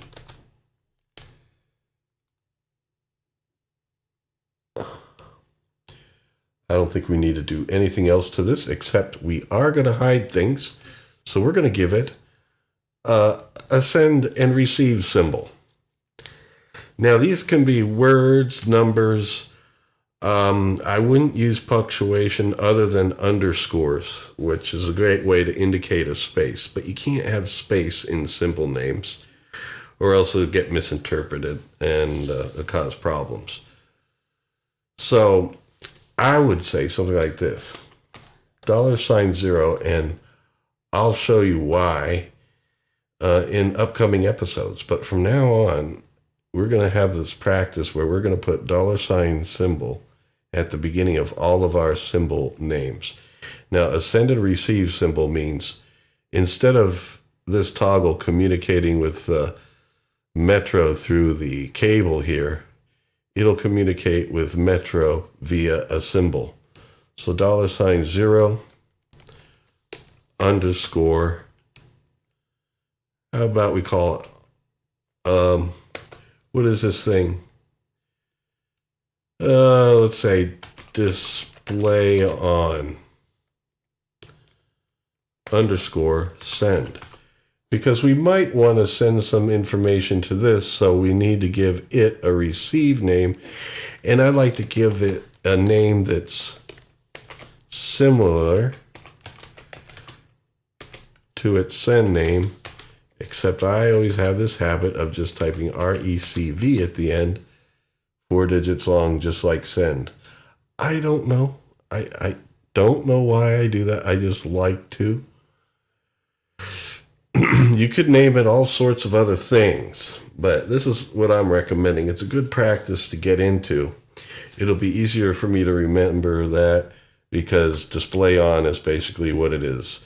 And then its send is send, its receive symbol is RECV. And then $0 I always put at the beginning so that if we want to open this patch as an abstraction in another one, all these send and receive names will have unique numbers applied to them that you won't have confusion. But now its appearance. Well, we have a blue waveform. Maybe what I can do is make some of the colors blue and some of them maybe green. How about this background? I'm going to do what I did before, except I'm going to make it 0, full green, and 128 blue. That's its background. Now we hit apply, and we can see how it looks now. You see that? Yeah, that's looking snazzy. Snazzy. I can't believe I've used that word. I normally don't. All right, and let's see here. Its foreground, we'll make it our magic blue. And label means what's the color of its name, which you can put here, on, off.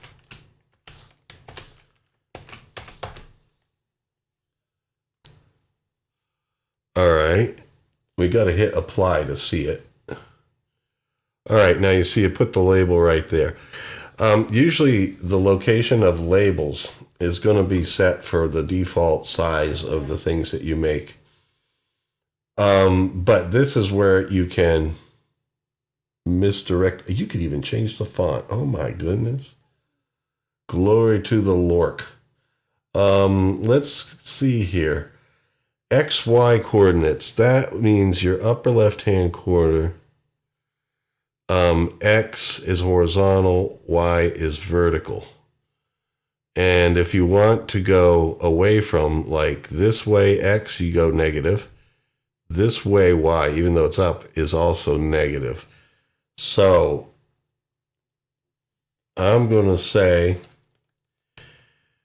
we want it to appear above. I'm going to set X at 0. I want it to line up with the upper left-hand corner. And then Y, let's do -7.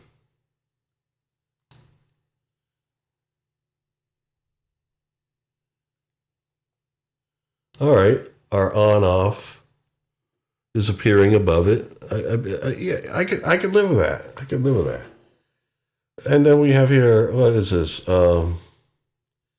Size. Yeah, the font size is 10, so maybe I should make this -10. That should make it appear enough above that it doesn't touch it. There we go. That's fantastic. Okay. Alrighty. And then our background is set as the green. And then our foreground is going to be 0, 128, 255.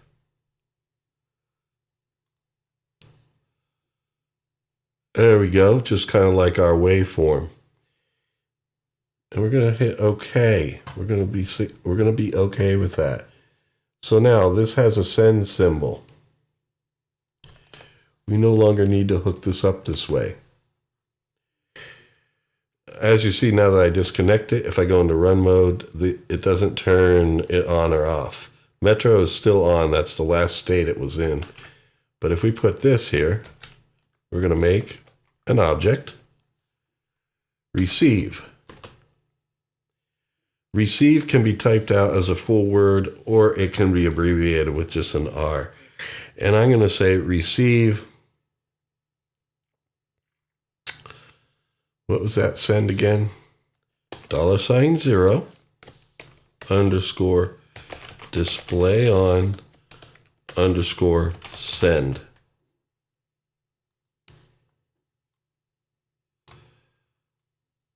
Move this stuff over. And now it's going to send to here. And there's a reason why I'm doing this. What the heck? It didn't let me connect it. This is supposed to connect to the left inlet of Metro. It did. There we go. We're good. Nothing to worry about here. All right. So now I can do this and I can do that, and it turns off the display. Turn it back on again. There we go. Cool beans. Now let's do the same thing with this knob. Properties.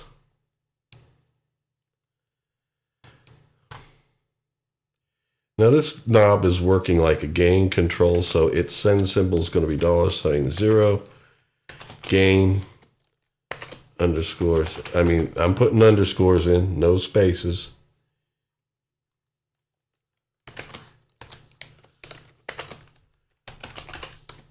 Underscore RECV. And then we're going to label it gain. And we'll use the same XY coordinates as before, 0 and -10. Let's hit apply and see if that appears right. It does. Okay, good. And now the colorations. Its background is going to be like toggle. We'll put 0.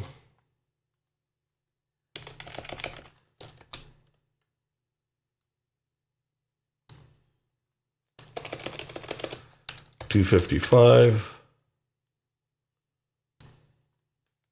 128.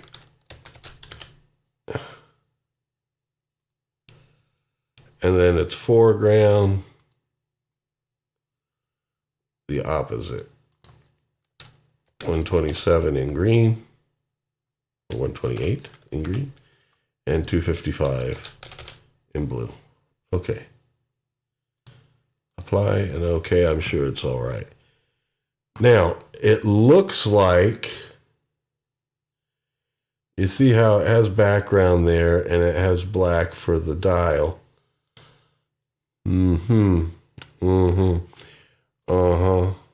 Is there any more? That's the only colorization we can do to the dial. Where, you know what I mean? See what I'm saying? Yeah. Well, 'tis is all right, I think.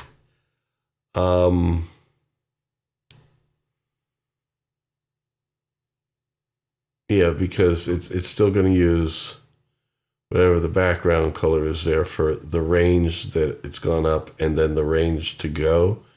I guess it's always going to be black. Doesn't look like, that's the label color. There's nothing we can do about that. That's the limitation on the knob. Now, I know there are other knobs. Does it mean or does the word gain look smaller than on off? Yes, it is. The font size is 8 instead of 10.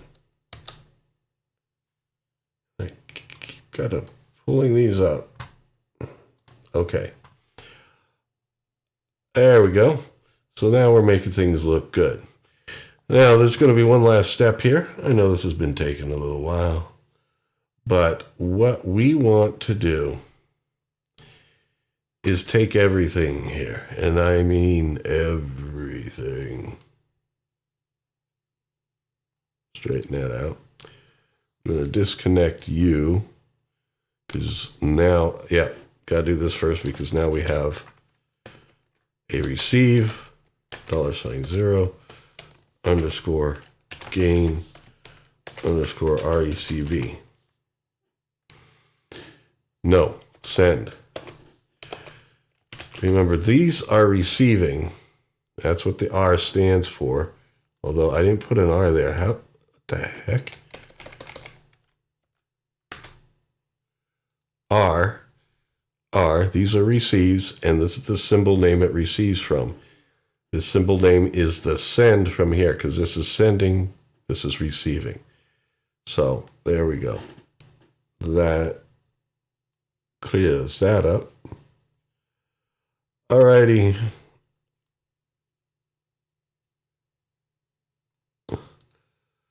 Here I'm being anal, kind of like pushing things. I'm just trying to explore here, what looks good. I don't know. Before I was able to get it straight. Yeah. Oh, it's probably because I've been... is there a quick snap to grid feature in here? Edit. You have undo and redo. Cut, copy, paste. Duplicate, select all. Clear console. I think that means the console window. Encapsulate. Tidy up. Let's try that. And then you can even change like standard font size. Like you can't change it for the array or comments unless you use that, I think. So it supposedly tidied up.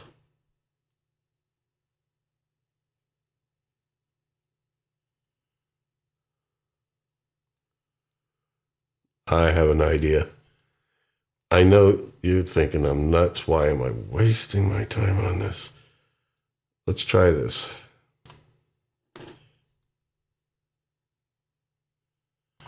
Move it there like that. And drag you over. Something about the making of this one is preventing me from connecting it straight when I was able to connect this straight.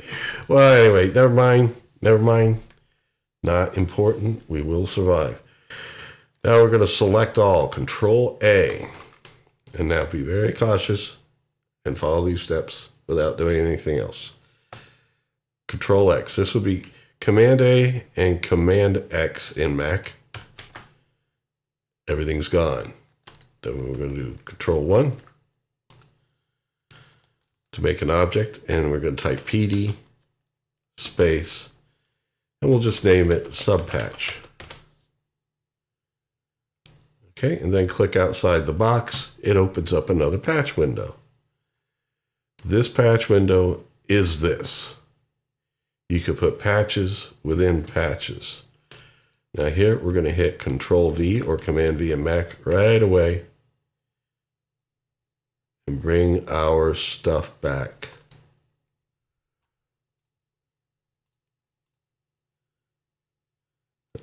Sorry, that got off screen there a bit. Let's arrange things here in this sub patch to look right. And what I'm going to do, none of this stuff needs to hook up to here. I'm going to move this to the right. And I'm going to move this to the left.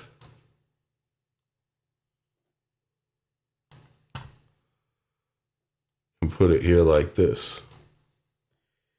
And then this stuff on the right, I can then move over a little bit so I can make the patch window a little bit smaller.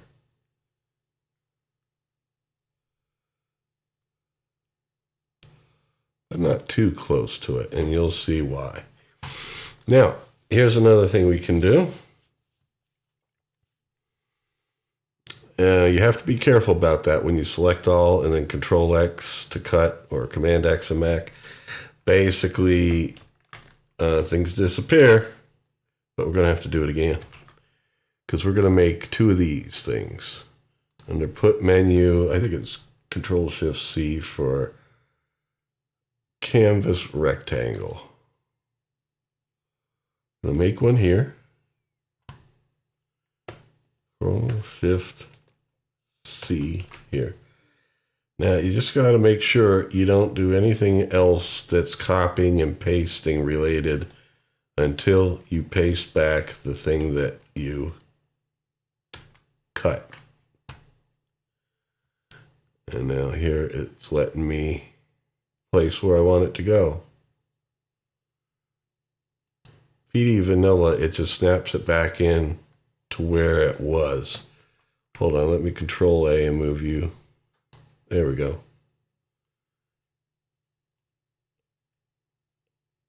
There we go. Now, what are we going to do with these things? These canvas rectangles can be used as backgrounds. The thing about them is things go in the order that they were made. I want this to be a background for this. You see how it's sliding underneath? That's why I had to cut and paste. Because technically this was made after this. So when I pull this over here, it would be on top and cover up the array. I don't want that. So what I did is I cut everything out, made the two canvases, and then pasted things back. This was the first canvas I made. This was the second. This one will go over this. So you got to have things in order. Now this canvas doesn't have anything in the way of properties yet. Let's do that. These are ways of putting colorful backgrounds in on things. And so we don't need send and symbols, send and receive symbols for it, but we do need to know the height and width of our table. Because this is going to be a background for our array here. It is appearance-wise 200 by 140. So here, because there is a 1 pixel outline, I'm going to make its width 198 because there's a 1 pixel wide border on either side. So width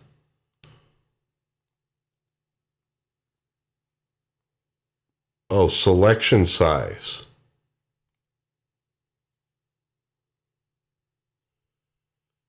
I hope that doesn't mean the little box. No, it doesn't look like it. Oh yeah, it does. Selection size means this highlight box here. That's your selector for grabbing it. So its width is going to be 198. Its height, 140 is the height of the table because of the outline. I'm going to make it 138. And then we don't need send and receive things. We're not going to be sending and receiving to it. It's just going to be there for color. If you had a label for it and typed it in, you could put a label in and have that text appear just like other things. We're just going to use it for its background color, but we're going to change it to, I think if we do the green, because the blue is the foreground of the table. Nope, 255 here, 128 there. Okay, so now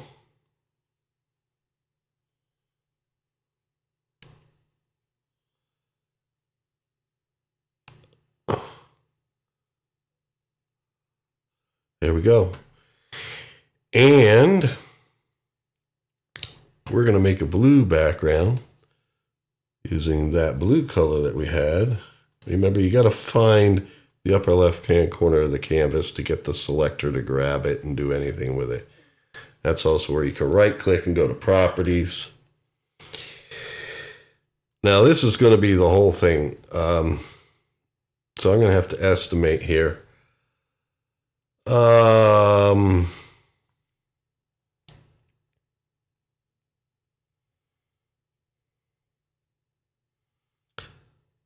Let's see. This is 200. This is 50, but then there's a little bit in between. 260, 270, 280. Let's try that.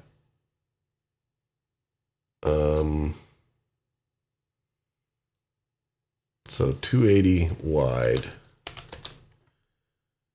And then let's say, how tall will the table? If everything stays within the height of the table's 140, so I'll make it 160. Give us 10 pixels to play with on either side. And its background is going to be the blue. 0, 128, 255.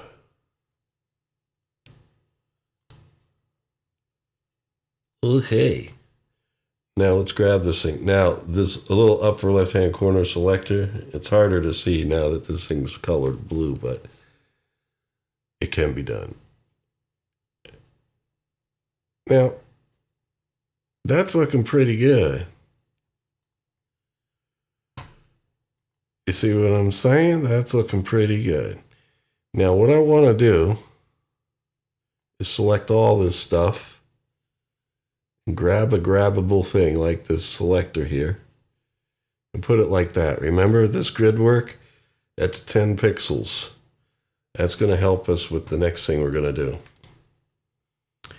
We're going to go here, click in space. The background of a patch is also called a canvas. I guess that's why Pd-L2Ork says this is a rectangular canvas. So we're going to right click here and we're going to go to Properties. This is Properties of the background canvas here in this patch, this area here.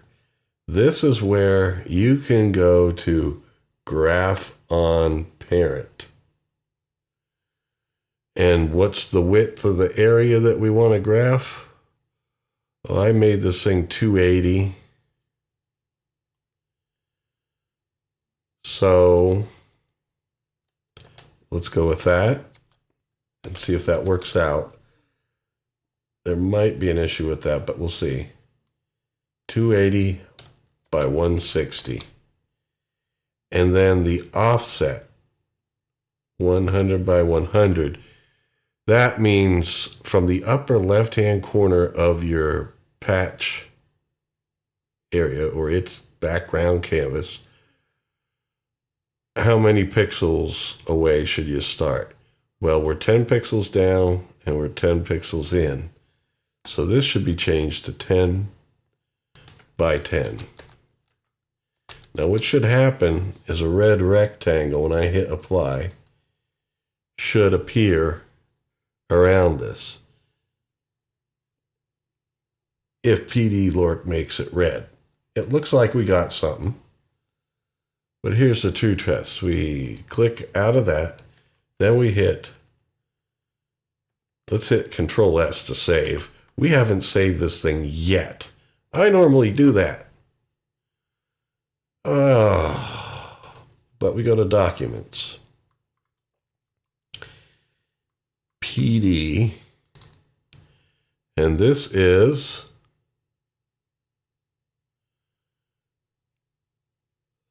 I want to make a name for this series. All right, now here. So we'll make a new folder.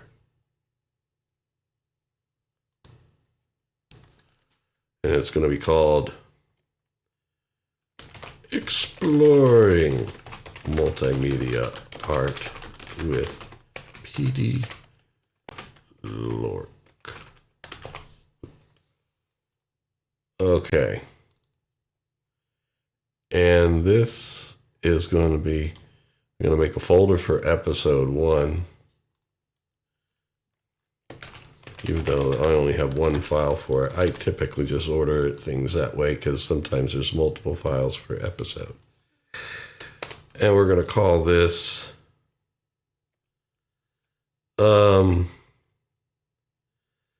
this is really just a mic input.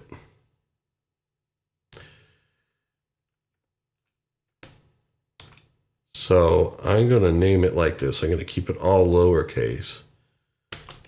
MIC_NINPUT. And I'm going to add a tilde to the end of the file name, and I'll show you why. Okay, so we saved it. Here's our sub patch here. As long as this is open, that thing that we made, PD sub patch, and remember how I told you that was this? When we graphed on parent, we made this big gray block here. But when we close this window, the child subpatch window, as opposed to the parent window, then it appears. And what? Oh, okay. There's something about like when I had it selected, it turned gray. So now I can put it up here like this. Yeah, just as soon as I clicked off of it, it turned gray. So if that happens to you, don't worry about it. Just click in space somewhere, like there. And then, let's move this window around it like that.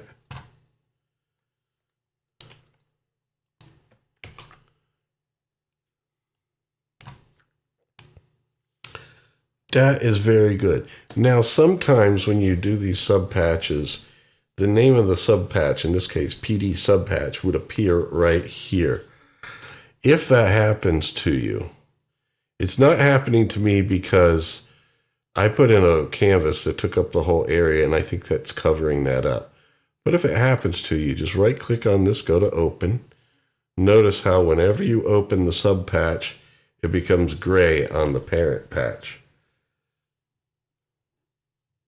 You want to go up to, well, down here, and just click in space, go to Properties, where you initially graphed on parent, and you go here, hide scroll bars. Well, it shouldn't need any, so we'll click that on anyway. Hide name and arguments. That is what when we initially typed into an object PD space subpatch. First of all, we didn't have to name it subpatch. If you have PD space anything that you put there as a name, it will make a subpatch. But I just called it subpatch just for the hell of it. Hide name and arguments.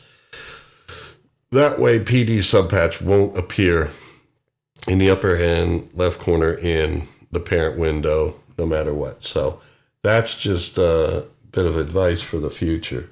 Sometimes maybe you do want it to appear. I don't know. Graph on parent spill. 'Cause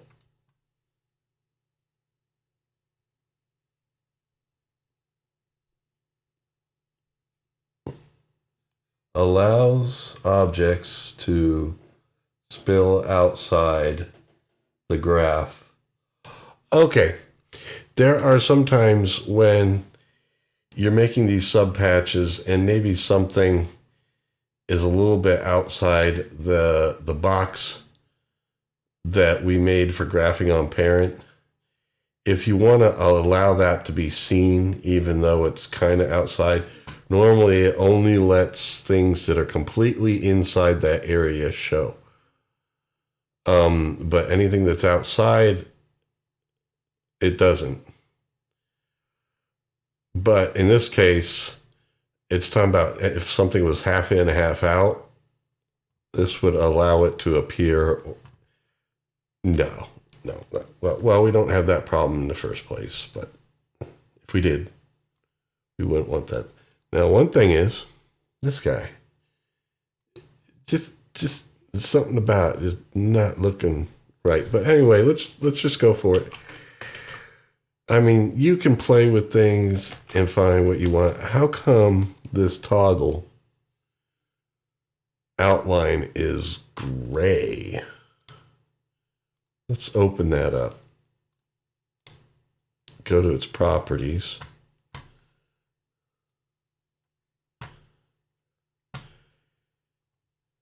You know what? I'm going to change these to black. For RGB, just change all three numbers to 255. Okay.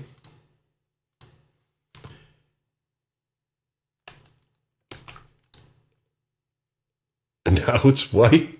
It must have something to do with the subdued. Here, let's do this. The subdued theme that I have here. Let's go to... I'm in the edit menu, aren't I?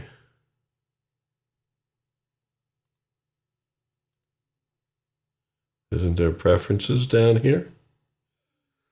Maybe only from the console menu. Okay, there we go. Now, GUI, let's put it on default. It's always good to go on that when you make a patch, just to check things versus other stuff.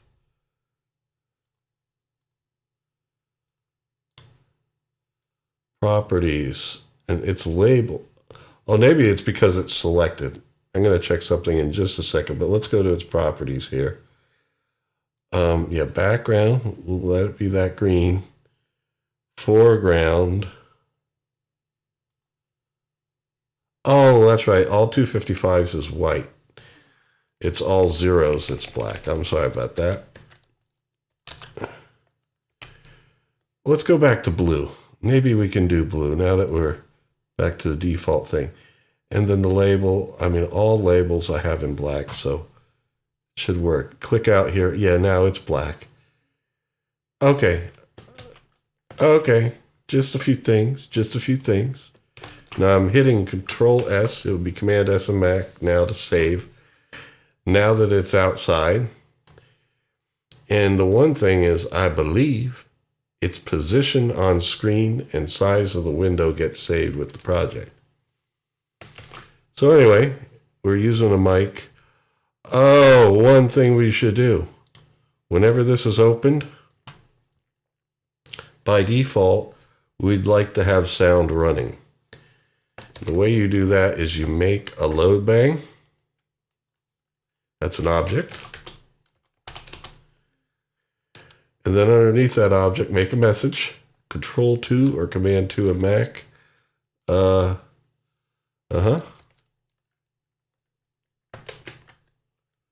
Semicolon.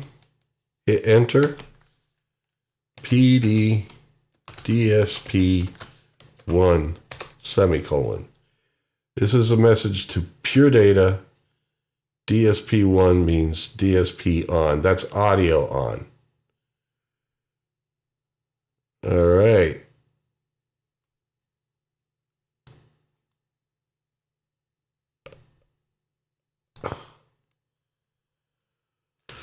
There we go.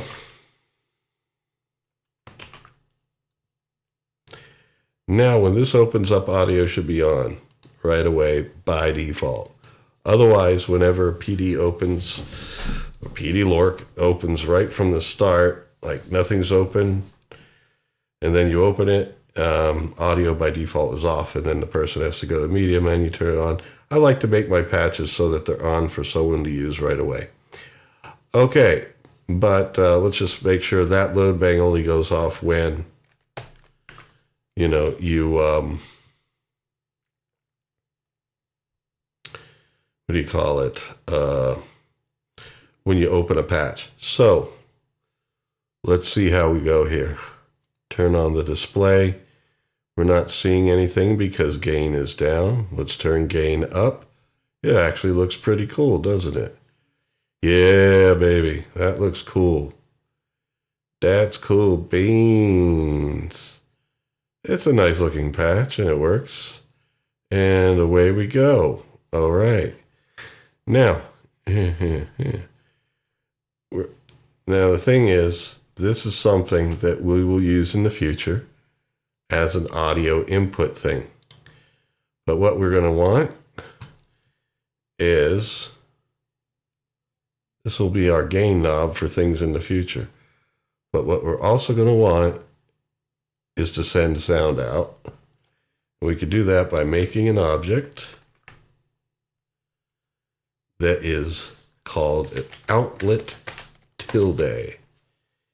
You need the tilde. I mean, there is an outlet without the tilde, but that's for sending things that aren't audio. Things that are audio need the tilde there. They need an outlet tilde. And so, come on here. We take it from here because this is where the gain knob has affected it already. So, and that's the whole point. There we go. Now we're going to hit Control S out here and actually get out of run mode. I mean, get into run mode. And so now there is an outlet down here. Now it may not be easy to see, but if we just go over here, there should be an outlet. There it is, you see? So this can be loaded up inside something else and connected up. But this is a mic input. It's mono as it's set up. We could make a stereo version of this by for example, you would take the right outlet here and put it through the same stuff, but you'd have to make a second graph if you wanted to see the display. Now, none of what I've done here, except for the knob and some of the extra options and coloring, none of this, I mean, I could have made mostly the same thing in Purr Data Vanilla. Next week, we're going to start looking at Pd-L2Ork's data structures and doing some graphic stuff with that. That will be fun because those things are pretty powerful. This is nothing. Nothing. But this is a good start. You know, this is a good start, and we are going to use this patch in the future. So anyway, thank you for joining me. Hopefully next time, well, we mean hopefully, it's just going to be good. It's going to be. All right, we're going to have a great one next time. Thank you for bearing with me if you're already accustomed to Purr Data, and this is all just basics. But as you see, it is good at making things look cool.